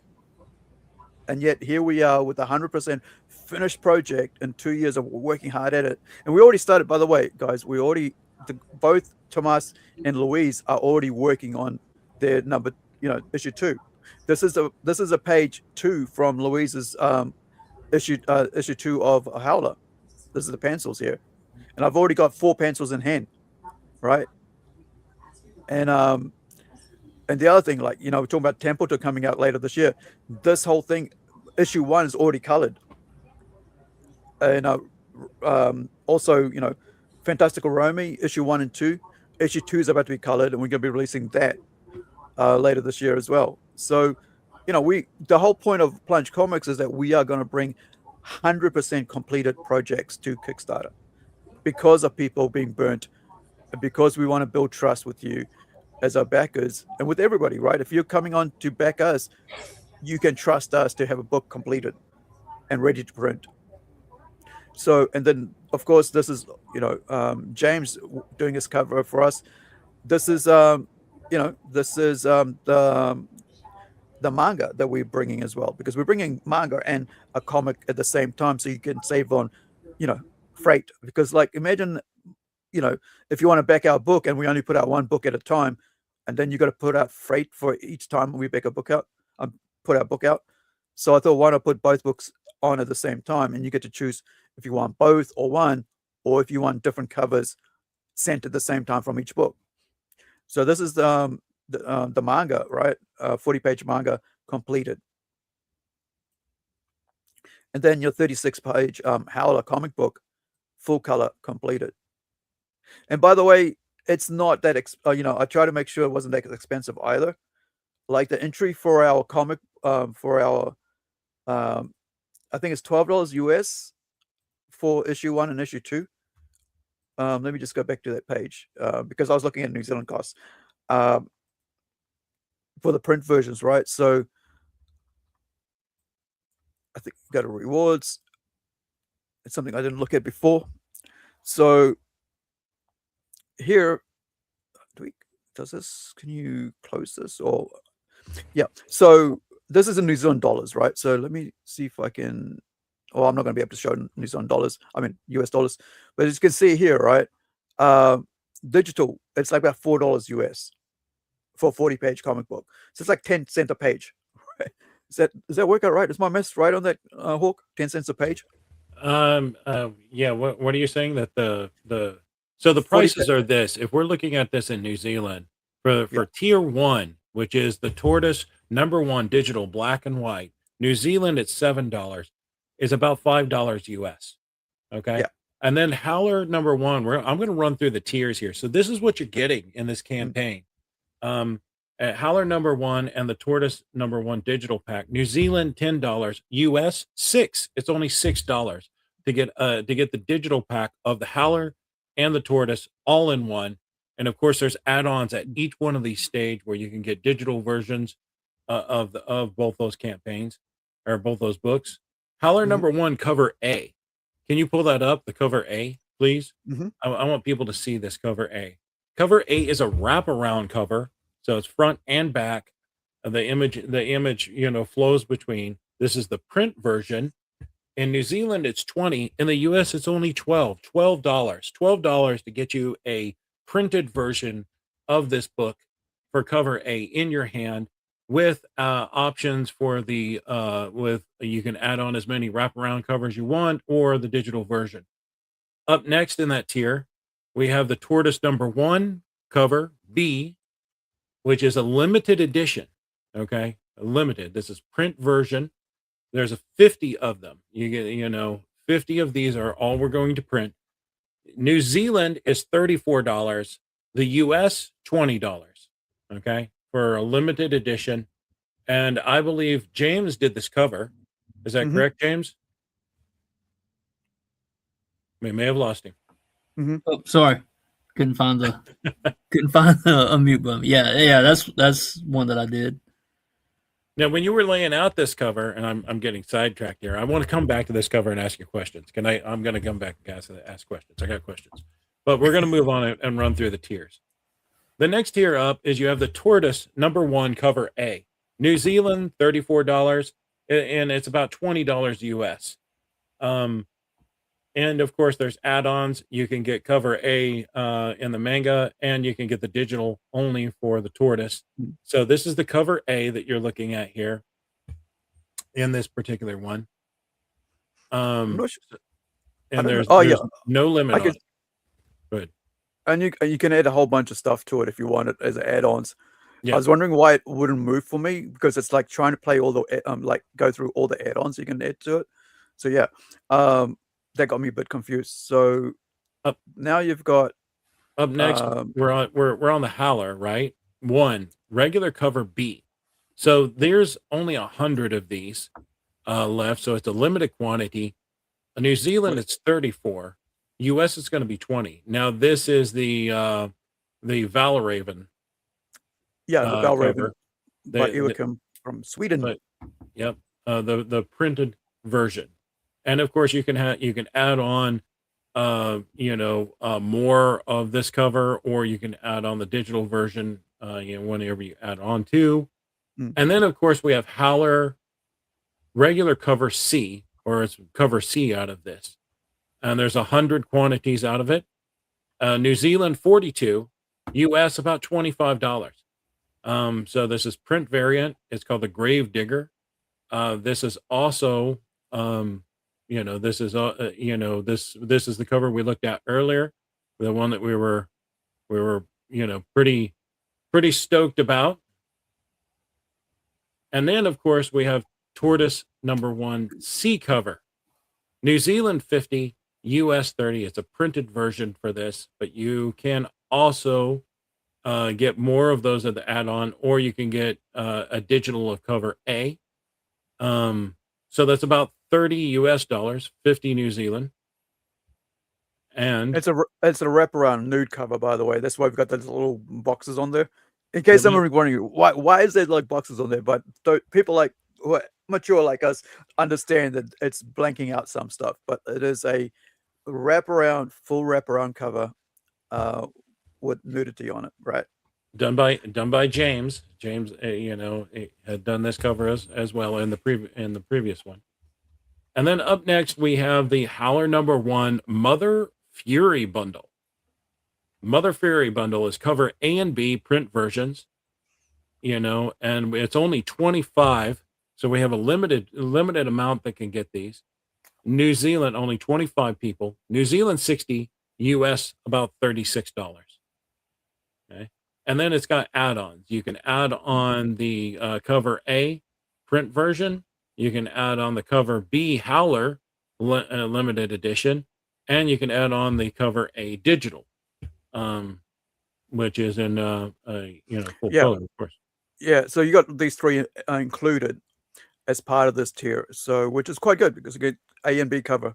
But remember, A cover is the wraparound for this. Like a lot of people don't have a wraparound as the first cover, but I always like to do something different. And James knows this. Like for upcoming Templeton Kickstarter, we're going to be later on. All A covers link up to interconnect to make up a singular image from all 6 issues. So, and we've been planning that for like a couple of years now with so yeah, so I thought for this we do something special. Like, why not put like a wraparound for cover A for a regular cover, no extra cost, right? Carry on, Hook, and plus, by the way, you guys can add anything else to that on top. But yeah, so the Mother's Fury bundles, $30 US. You said about 36. It's about $36. Up next, we have the Tortoise #1 Wobo Ritual Bundle, or Wabo Ritual Bundle. It's a printed version, and this is New Zealand $60 and US about 36 again. There's only 25 copies that'll be sold of that cover. It's the you can add on most of this stuff, but this comes with exclusive add-ons. The Tortoise #1 B limited variant. You can add on the Tortoise cover A, and you can add on a 4-piece sticker set of 3x4 stickers. No, I think it's included in that. I think you're reading it wrong there. Am I reading that wrong? Okay. Yeah. 4 So what you items see here, included. Ah. yeah. Okay. So you're Okay. yeah. So what you see here is what you get, and it's like if you buy them on their own, it's a bit more expensive. But if you buy as part of that bundle, which is a good way, if you want this items, you get all these 4. However, if you want to do optional add-ons, you can add these other stuffs on as well, like mini posters, digital from extra digitals, or you can do the digital from Howler, or Howler stickers, or more covers and stuff. So if you want to go that route, Well, but I stand corrected then. Everything I yeah, read off before is included in those tiers. So right. up next is the Tortoise #1 cover D. They call the bikini one, and of course, this is done by James again. This is his bikini version. It is a foil virgin bikini variant. Very clever, by the way. Print version.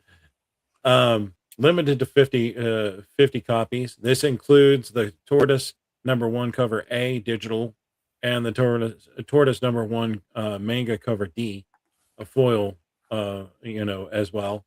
And it's about 60 New Zealand and 36 US. And then we move on to the cover regular cover D, which is the White Wolf foil variant, printed version, 60 New Zealand, 36 US, and this is a limited quantity of 50. So you get the foil limited edition, and you get the cover A digital. So that'll be shipped to you, in your mail, most likely, for the digital. And then we get into some of the bigger bundles, right? So here's the bigger bundle: the Tortoise Mythic Shell. In New Zealand, it's going to be about $68. In the US, it's $40. But the Tortoise #1 physical print pack of the Mythic Shell, where you get about 4 items. You're getting the Tortoise #1 cover A, you're getting the cover C, you're getting the 4-piece sticker set, and I believe you're getting the wraparound cover as well in that bundle. You're getting the digital. The digital for this one. Okay. Yeah, and the wraparound nude cover. That's what you're talking about, right? Yep. Yes, correct. And then we have Howler #1, the Night Hunt bundle, which is a physical print bundle. And it's going to, this is going to include 5 items. And we have cover A. We have the cover C, which is the grave digging cover. We have the cover D, which is the foil limited edition. And then we have the 4 sticker bundle. Now, this one's only 25 of these in it. Now, the price is New Zealand 110, US about 65 to get that exclusive set. And then the Tortoise Ancient Shell Legacy is the next one in our tier. And what you have here is we have the wraparound cover again. So you're getting the C nude wraparound. You're getting the manga D cover, and you're getting the bikini cover, I believe, and the 4-piece collector card set, and the 4 stickers. So you're getting all of those things at once. It's New Zealand 118, US about $70. And up next we have Howler #1 Hidden Claws bundle. This is going to get you cover the Howler #1 cover B, C, and D print versions, and it's going to get you the 4 card set that we're doing, and that's New Zealand 144 and US about 85. Now we've been covering card sets. Aru, can you tell us a little bit about those card sets? We've talked about them many times. I think they'd like to hear from you about the card sets. So with these cards, they all start with 001, and they will go on for however long until we put all the every time we put out a comic book, we put 4 cards out as a standard.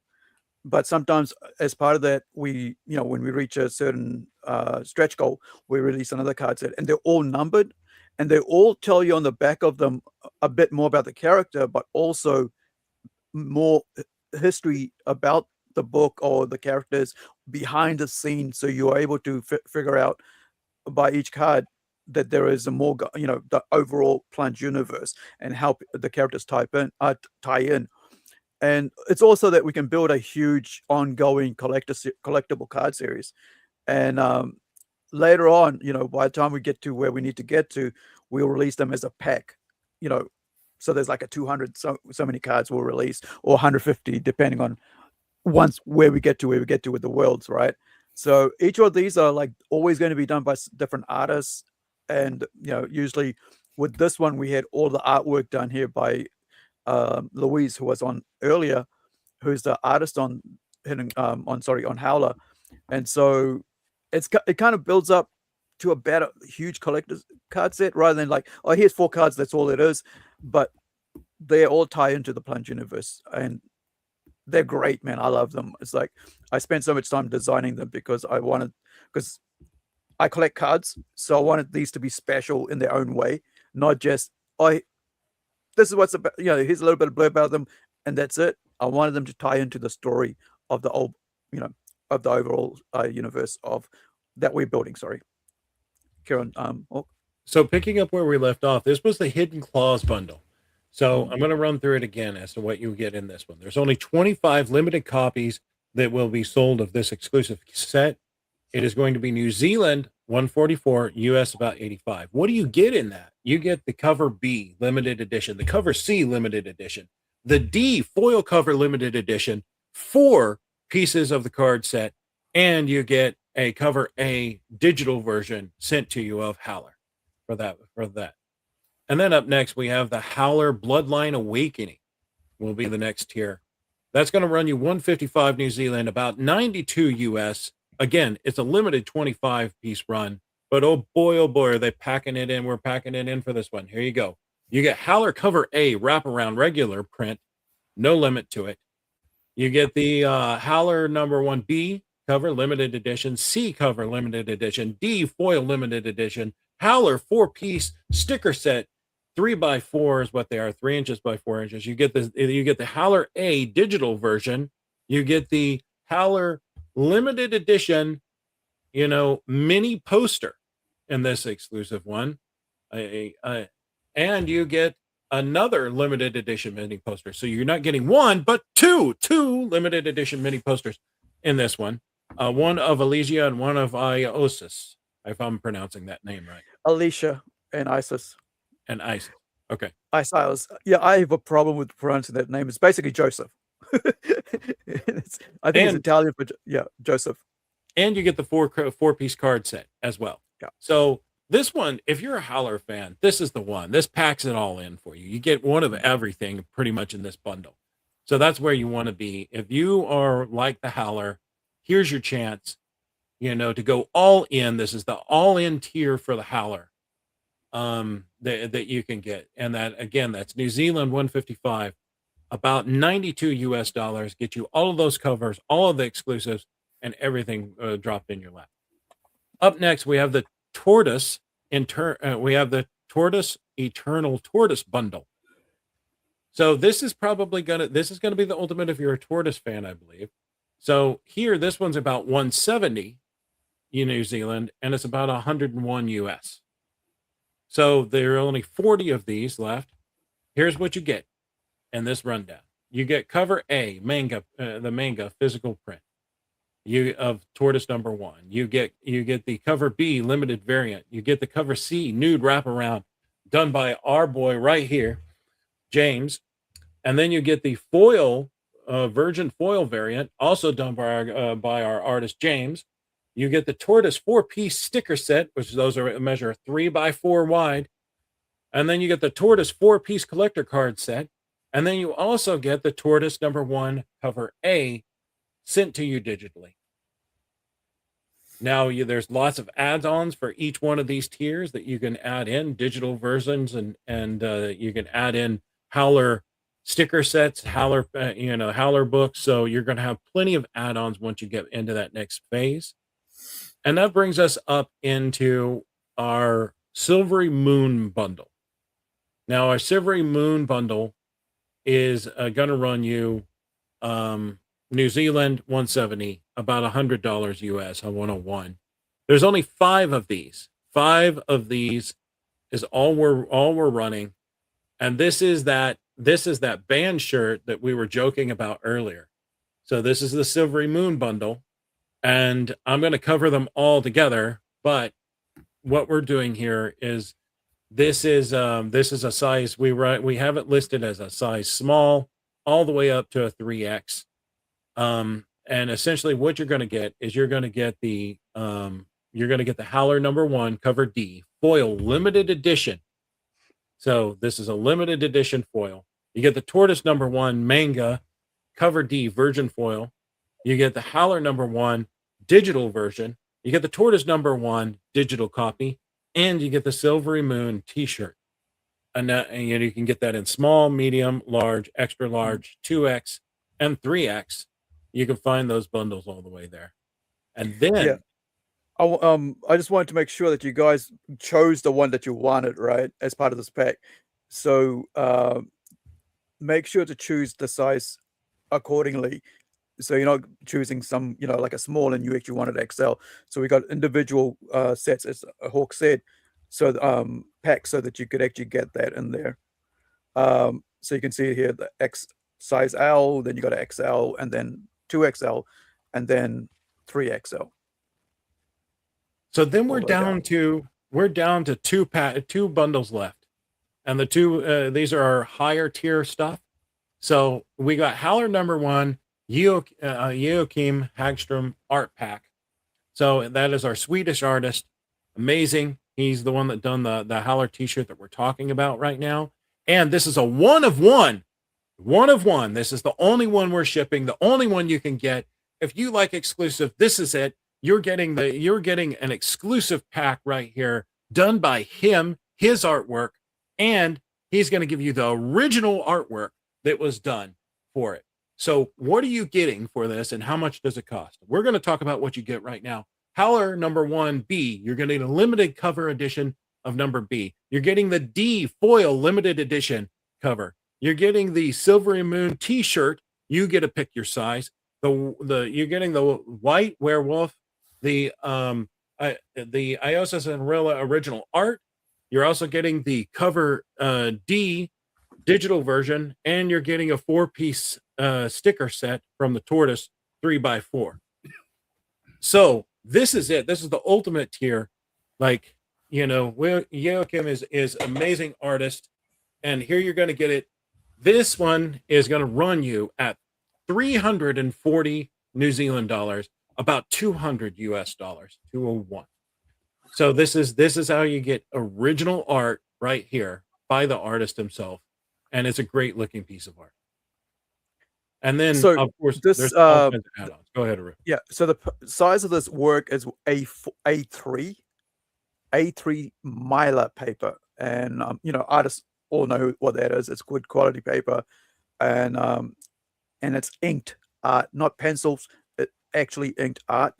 I was gonna bring that up to show. I have it here somewhere. Where is it? Now he's going to be signing this piece of art too, right? Yeah. So let me just bring this up here in a bigger size so you can see that on my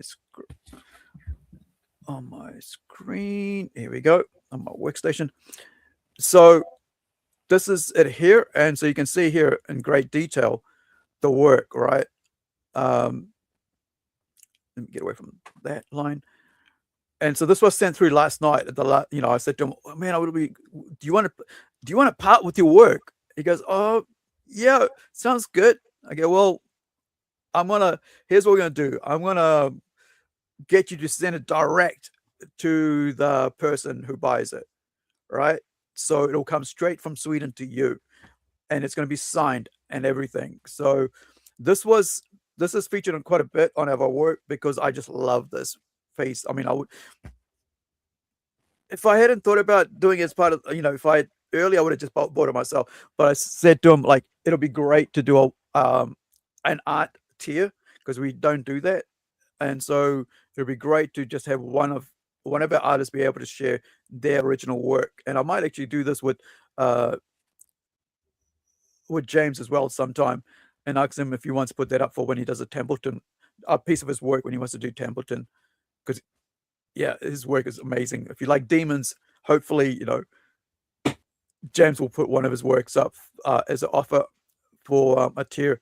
But just can see here, you got the t-shirt, double-sided, you got the foil, and it's only one, right? And that's it, because it's the original work and there's no other. So back to Hawk with the Kickstarter. Let me bring this up again. Here we go. Okay, so we're down to our very last tier, the Monster Hunter Ultimate Pack. There's only 5, just 5. That's all you're getting. That's all we're releasing is 5. But this is the Monster Hunter Ultimate Pack. So, what do you get in this? You get the Howler #1 wraparound print cover. You get the B limited edition cover. You get the C limited edition cover. The D foil limited edition. You get the cover A digital version. So you got a print and a digital version. You get the Howler 4-piece sticker, 3x4. The Howler 4-piece card set. You get the Tortoise #1 cover A manga style print. You get the manga cover limited edition variant of the Tortoise. You get the Tortoise, C nude wraparound limited edition cover. You also get the D virgin foil cover. You get the cover A digital copy. You get the Tortoise 4-piece sticker set. You get the Tortoise 4-piece collector's card set. And if I'm not mistaken, I think we're missing an item here, Rue. You also get to choose.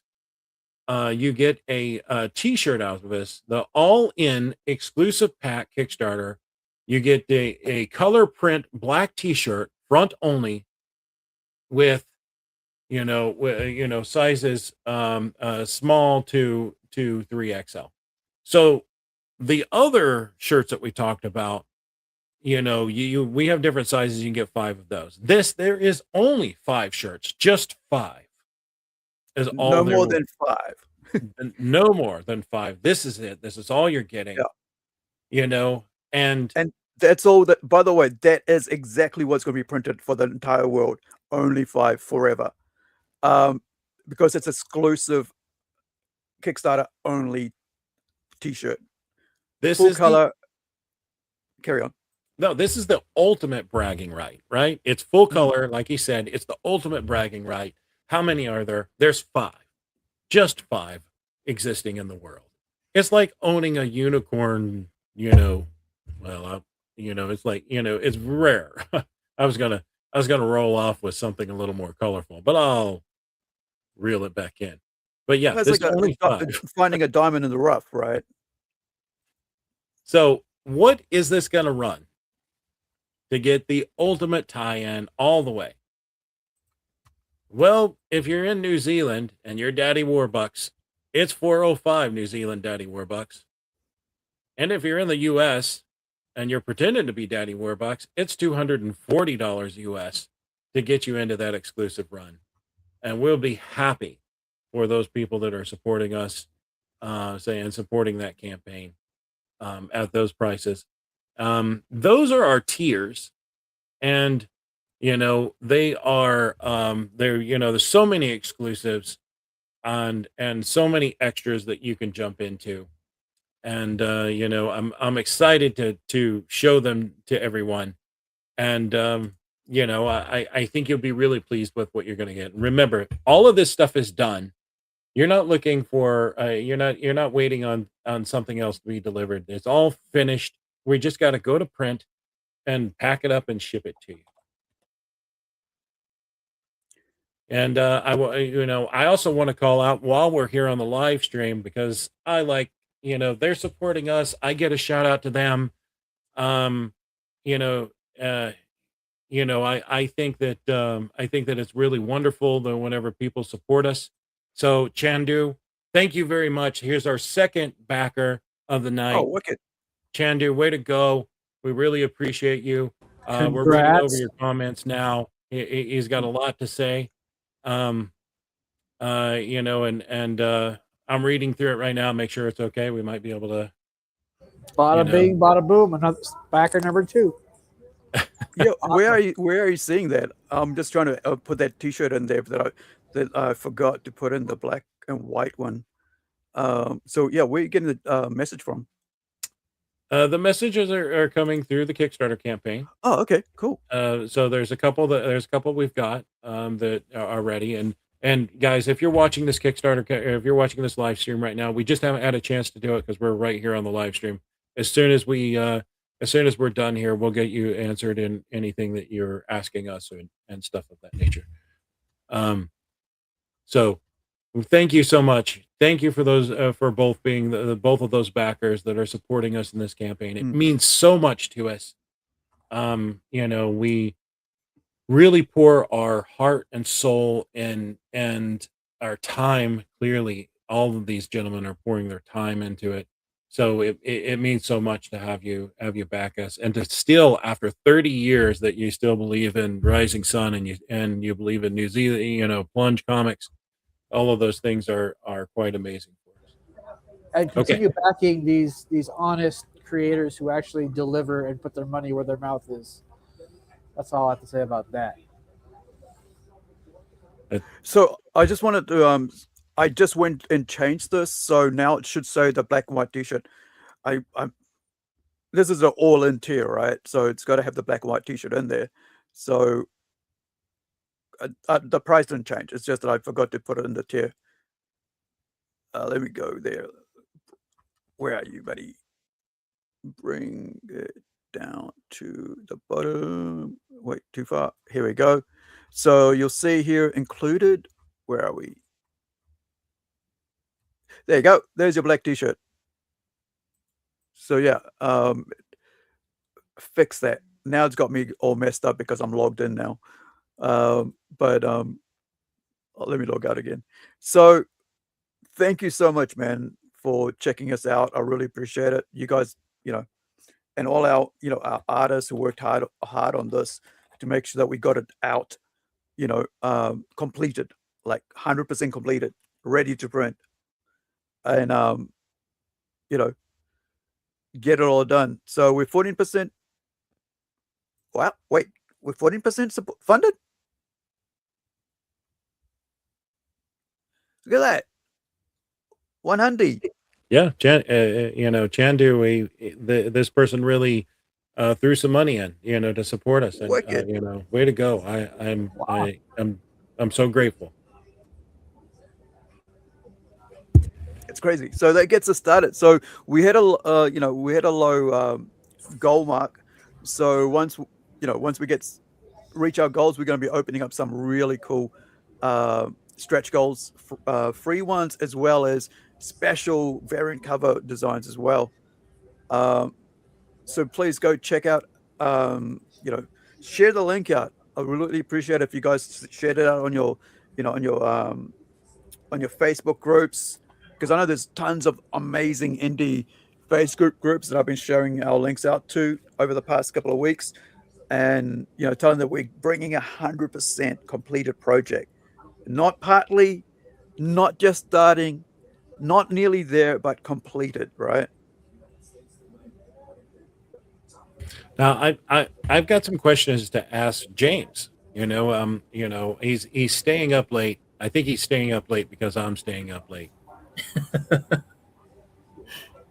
Now, James, I want to talk about the art. Let's talk about the art, man.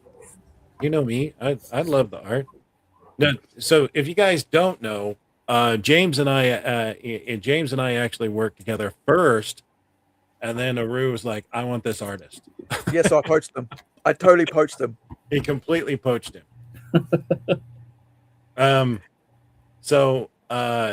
James and here's the weird thing is there's a book that James worked on, that he and I worked on together, that will never see the light of day. It's such a sad story, but so true. So true. And you were almost done with that book too. That's the crazy part. You were almost finished with it. Yeah, I can't remember exactly how far we were into it, but yeah, we put a good bit of work into it before all that happened. So yeah, it was 20 you were 22 pages in out of 26 or something like that. So you were knocking on the end of the door of that book, and you know, it just had to do with the we That's you get that sometimes with artists and writers because, like, remember I had a book penciled up to about 2 pages away from being completed, and the artist bailed, and I'm like, how do I what am I supposed to do now with this? and matching styles are so hard to do. You know what I mean? Yeah. Matching a style is challenging. But with James, check out the work here. I'm about to show you guys some amazing work penciled, which I've already colored, but I want to show you guys the issue 1 of Templeton. If I can get it open, which we're going to bring up next. Our next campaign after this one completed and is delivered because we're already 100% finished on the artwork. Is that we're going to be bringing out. Is it that one? No. Templeton #1, along with I think either Zoolander #1 or Robot Nation, completely finished book. So let me open up this. Carry on. Now, James, have you went to college? I went to college. Yes. Did you go to art school? No. No. No, I'm completely self-taught when it comes to art. Hey, I actually went to college for drafting, believe it or not. Oh, yeah. That's right. You know that they don't know. The people don't know that you went for drafting. So, did you ever work as a doing draft work? Yeah, actually, that's actually my full-time job now. I do drafting work now. Okay, that's great. Congratulations, by the way. If you had to dodge work, would that make you a draft dodger?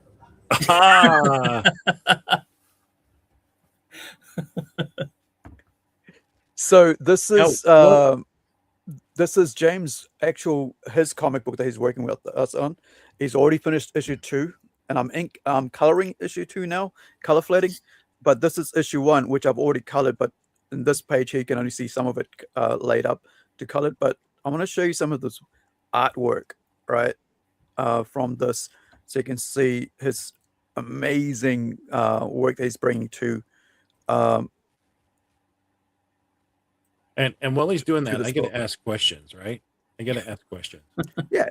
What brought you into doing comic art? Like, how did you get started? How did you want to do comic art, or how did you get drawn into this crazy world that we're in? Believe it or not, my aunt actually was big into comics and stuff. She's the one that got me into comics back when I was real young. I just fell in love with them.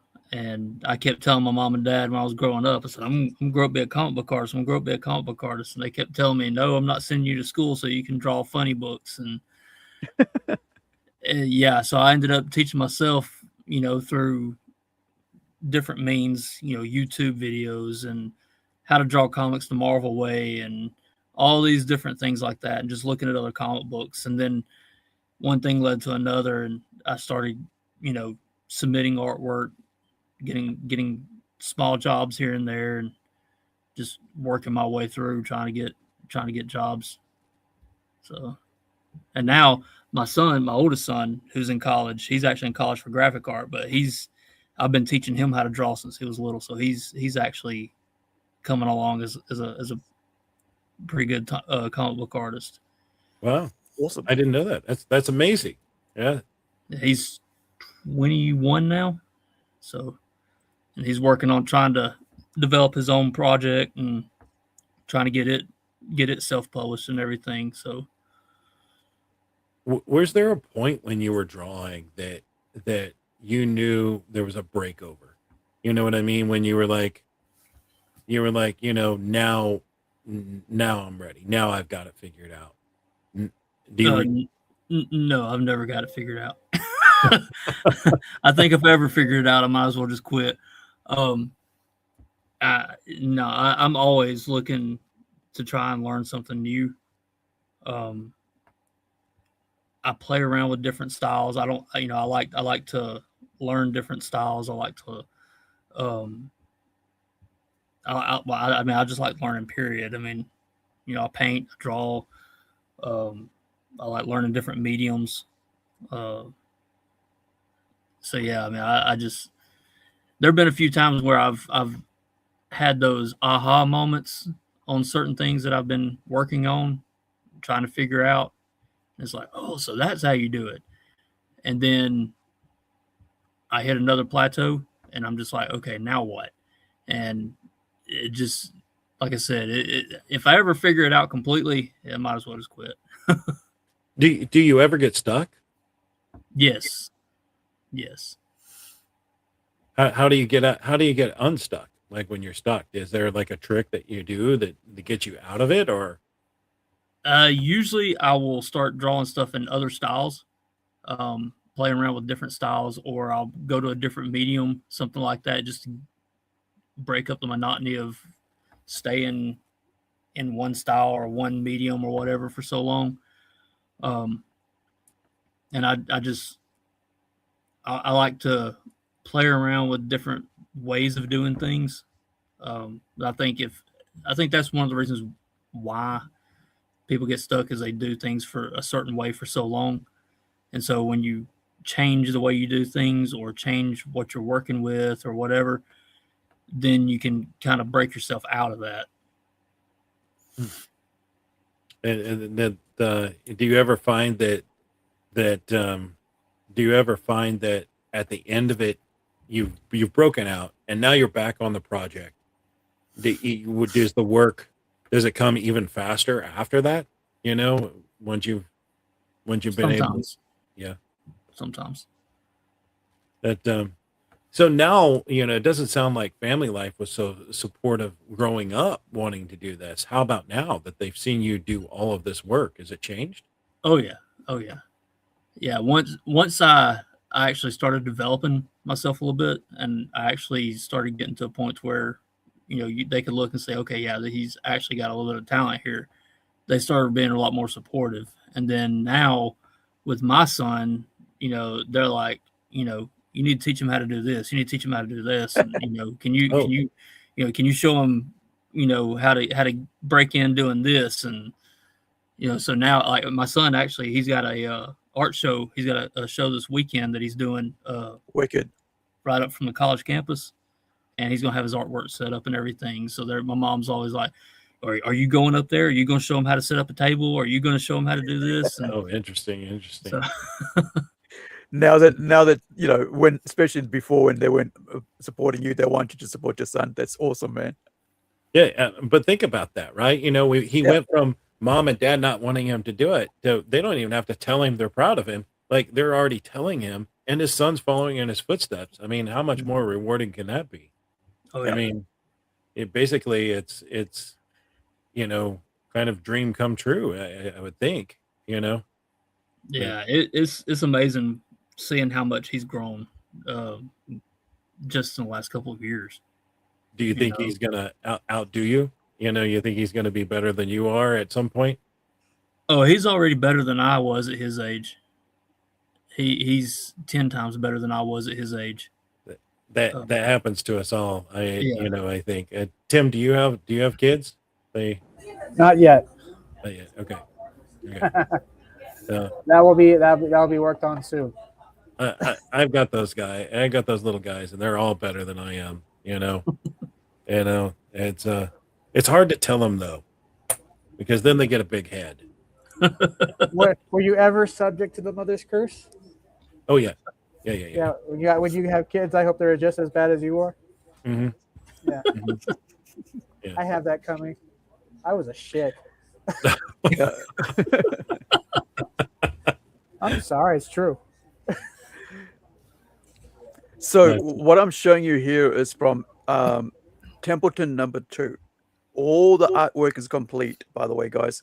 So, and this is because James is, you know, Hawk is talking to James, and this, like, we haven't even put out issue 1, and we're going to put out issue 1 after this current campaign, which is the Howler comic book and manga, which is live now, by the way, you know, on Kickstarter. Go click that link, get over there and support it, because it's 100%. It's 100% completed project. Now back to this. So I'm just trying to remember, like, we were talking like But this.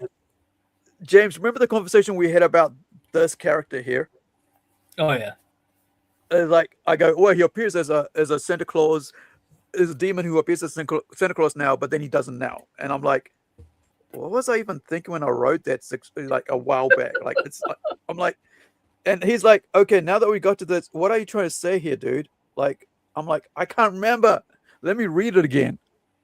So, yeah, it's friggin' hell, man. Like I wrote this story, right? I think about 2010, and that's 16 years ago when I first wrote it, and now it's taken all this time for us to bring this, to see it in art form, and I'm trying to figure out why do I have him? I can't even remember why I had him appearing as Santa Claus, and but one thing about working with James has been like, okay, I'll just tell him here's a demon, and just come up with something for this, and he'll do it, and it's just, man, I was looking at this. I had to go back to this page because I'm writing issue 3, right? I'm editing issue 3 because issue 3, all the pages, issues of this comic book is all finished, but I have to edit it because I've got to update it to Plunge Universe now that we were using a huge world that they all fit into. So I was trying to figure out who this character was. I was like, wait, that isn't supposed to be who that is. It's like, oh no, it is. But I'm like, I couldn't figure it. Was like, wait, that's because, and I confused the hell out of myself. And I was like, wait, I'm gonna need a couple of days before I can send you some pages about this. Before I edit it and send it to you. So this is one of the things that goes back to the 90s. This image here, and I'm gonna take that away for a bit, and it has to do with a music. It's a cover of an album that came out in the 90s by a band called the Afghan Wigs. Have any of you guys heard of the Afghan Wigs? It's an American band, right? And if I can bring the name up right, they put out the Afghan Wigs Gentleman is the name of the album, and they had this cover art that always stood out to me ever since I bought the tape way back when. And if you guys have ever seen it, I mean, you probably recognize it by the cover art, if anything. So we're about, here you go. So this is it here. So we're going to be wrapping up soon because I know it's midnight over your guys' way, and I don't want to hold you guys up too much, but see this. So I asked, wait, did you jump away on me? You did. Hold on. So I asked James in particular. I said, hey, James, I have this picture in my head. Can you draw this? And I sent him some samples. I said, this is what I want of this. Can you please do a rendition of this updated version of our characters, but like this? Right? So see how it's a reverse. I asked him specifically for a reverse of this version. So now you see the back of the guy and you see the front of the girl, but it's different to that. So now let's go back to the image, because I just wanted to I like referencing stuff that people might not recognize, but for me is quite important as a fan of music and stuff. So where is it gone? Hold on. Gosh. Here we go. And it kind of every time whenever I saw that album cover up, it really made me go into a deep sort of what were those guys thinking there, right? And so James had to use my references and what I'm trying to convey in the script, and he came up with this. And man, even when you're looking at it, it's that the visual of the girl here, and when you read Templeton, you'll understand what the situation is, but just a visual of the, you know, of this 18-year-old or whatever, I can't remember age, just here, right? And the guy here turning her back on him, and his back on her, and yeah. And I love, that's one thing that I love with James working on this, because he goes from drawing friggin' hardcore demons to like intimate little human being, human, you know, characters and stuff. It just blows me away. I can't wait to get this out to you guys. And what I mean by that is demon characters like this. Right? So yeah, it just really adds a specific amazing tone to the Templeton book, which we'll be releasing after this campaign is delivered. So yeah, is there any other questions, guys? I can't think of any questions at this moment. You know, we've gone through so much, and we're so thankful for everyone. You know, and always, if you guys are listening, there's several ways that you can help. If you can't back the Kickstarter campaign, just like, share, subscribe, tell other people about it. If anything we said here, anything out of these clips got to you, and you're like, yeah, that person was right, or you know, please, you know, tell someone about it so that maybe they can support the campaign, or maybe they can like and share and get it to further reach. And if you hated us to bits, then like, share, and subscribe so that other people can hate us too. So, and please, if you can, back our campaign. We're so grateful. Thank you very much for everything. And that's pretty much it for me. James? Yeah, I'm glad you guys are having a great time with this Kickstarter. I wish you all the luck in the world on this Kickstarter.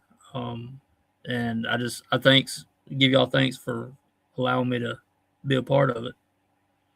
Thank you, man. All right, that's all from us, and we'll catch you on the next live stream in a couple of days, or whenever we come on and share with you what we're doing here.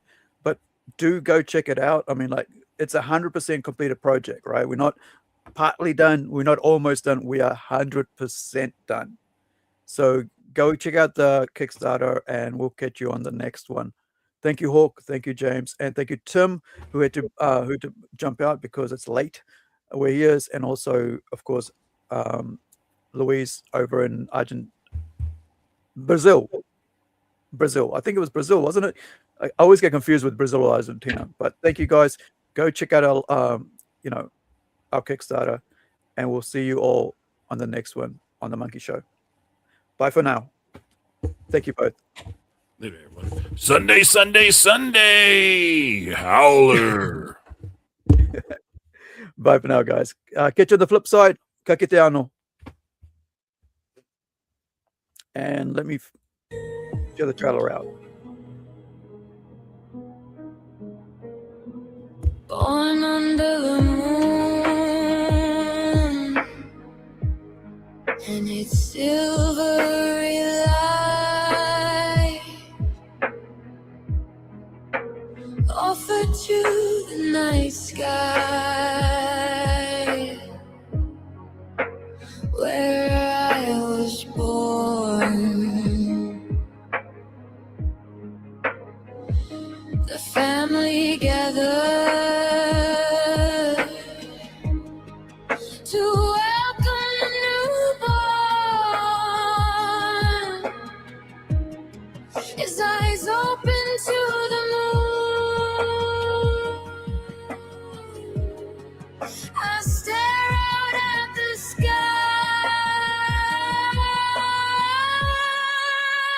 Born under a silver moon, its curse calls within.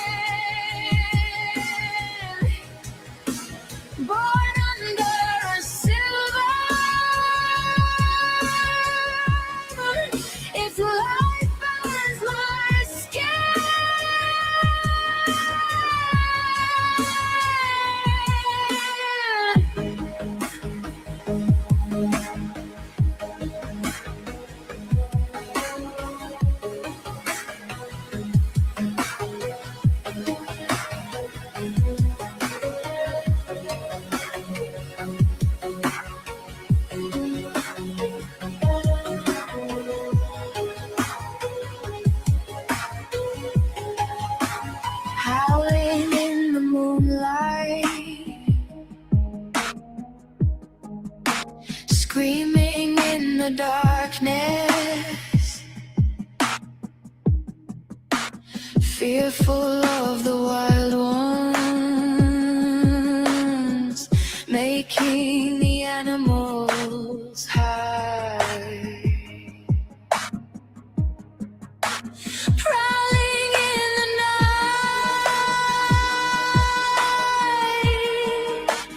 like a long lost soul.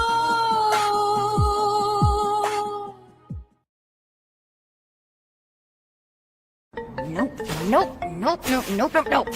Can't stay here anymore. I gotta get back. I think this was the spot. Oh Lord, I beseech thee, please return me to my old life. I swear I'll do anything. Like, literally anything. And I won't bother you again, so pretty please bring me back to life.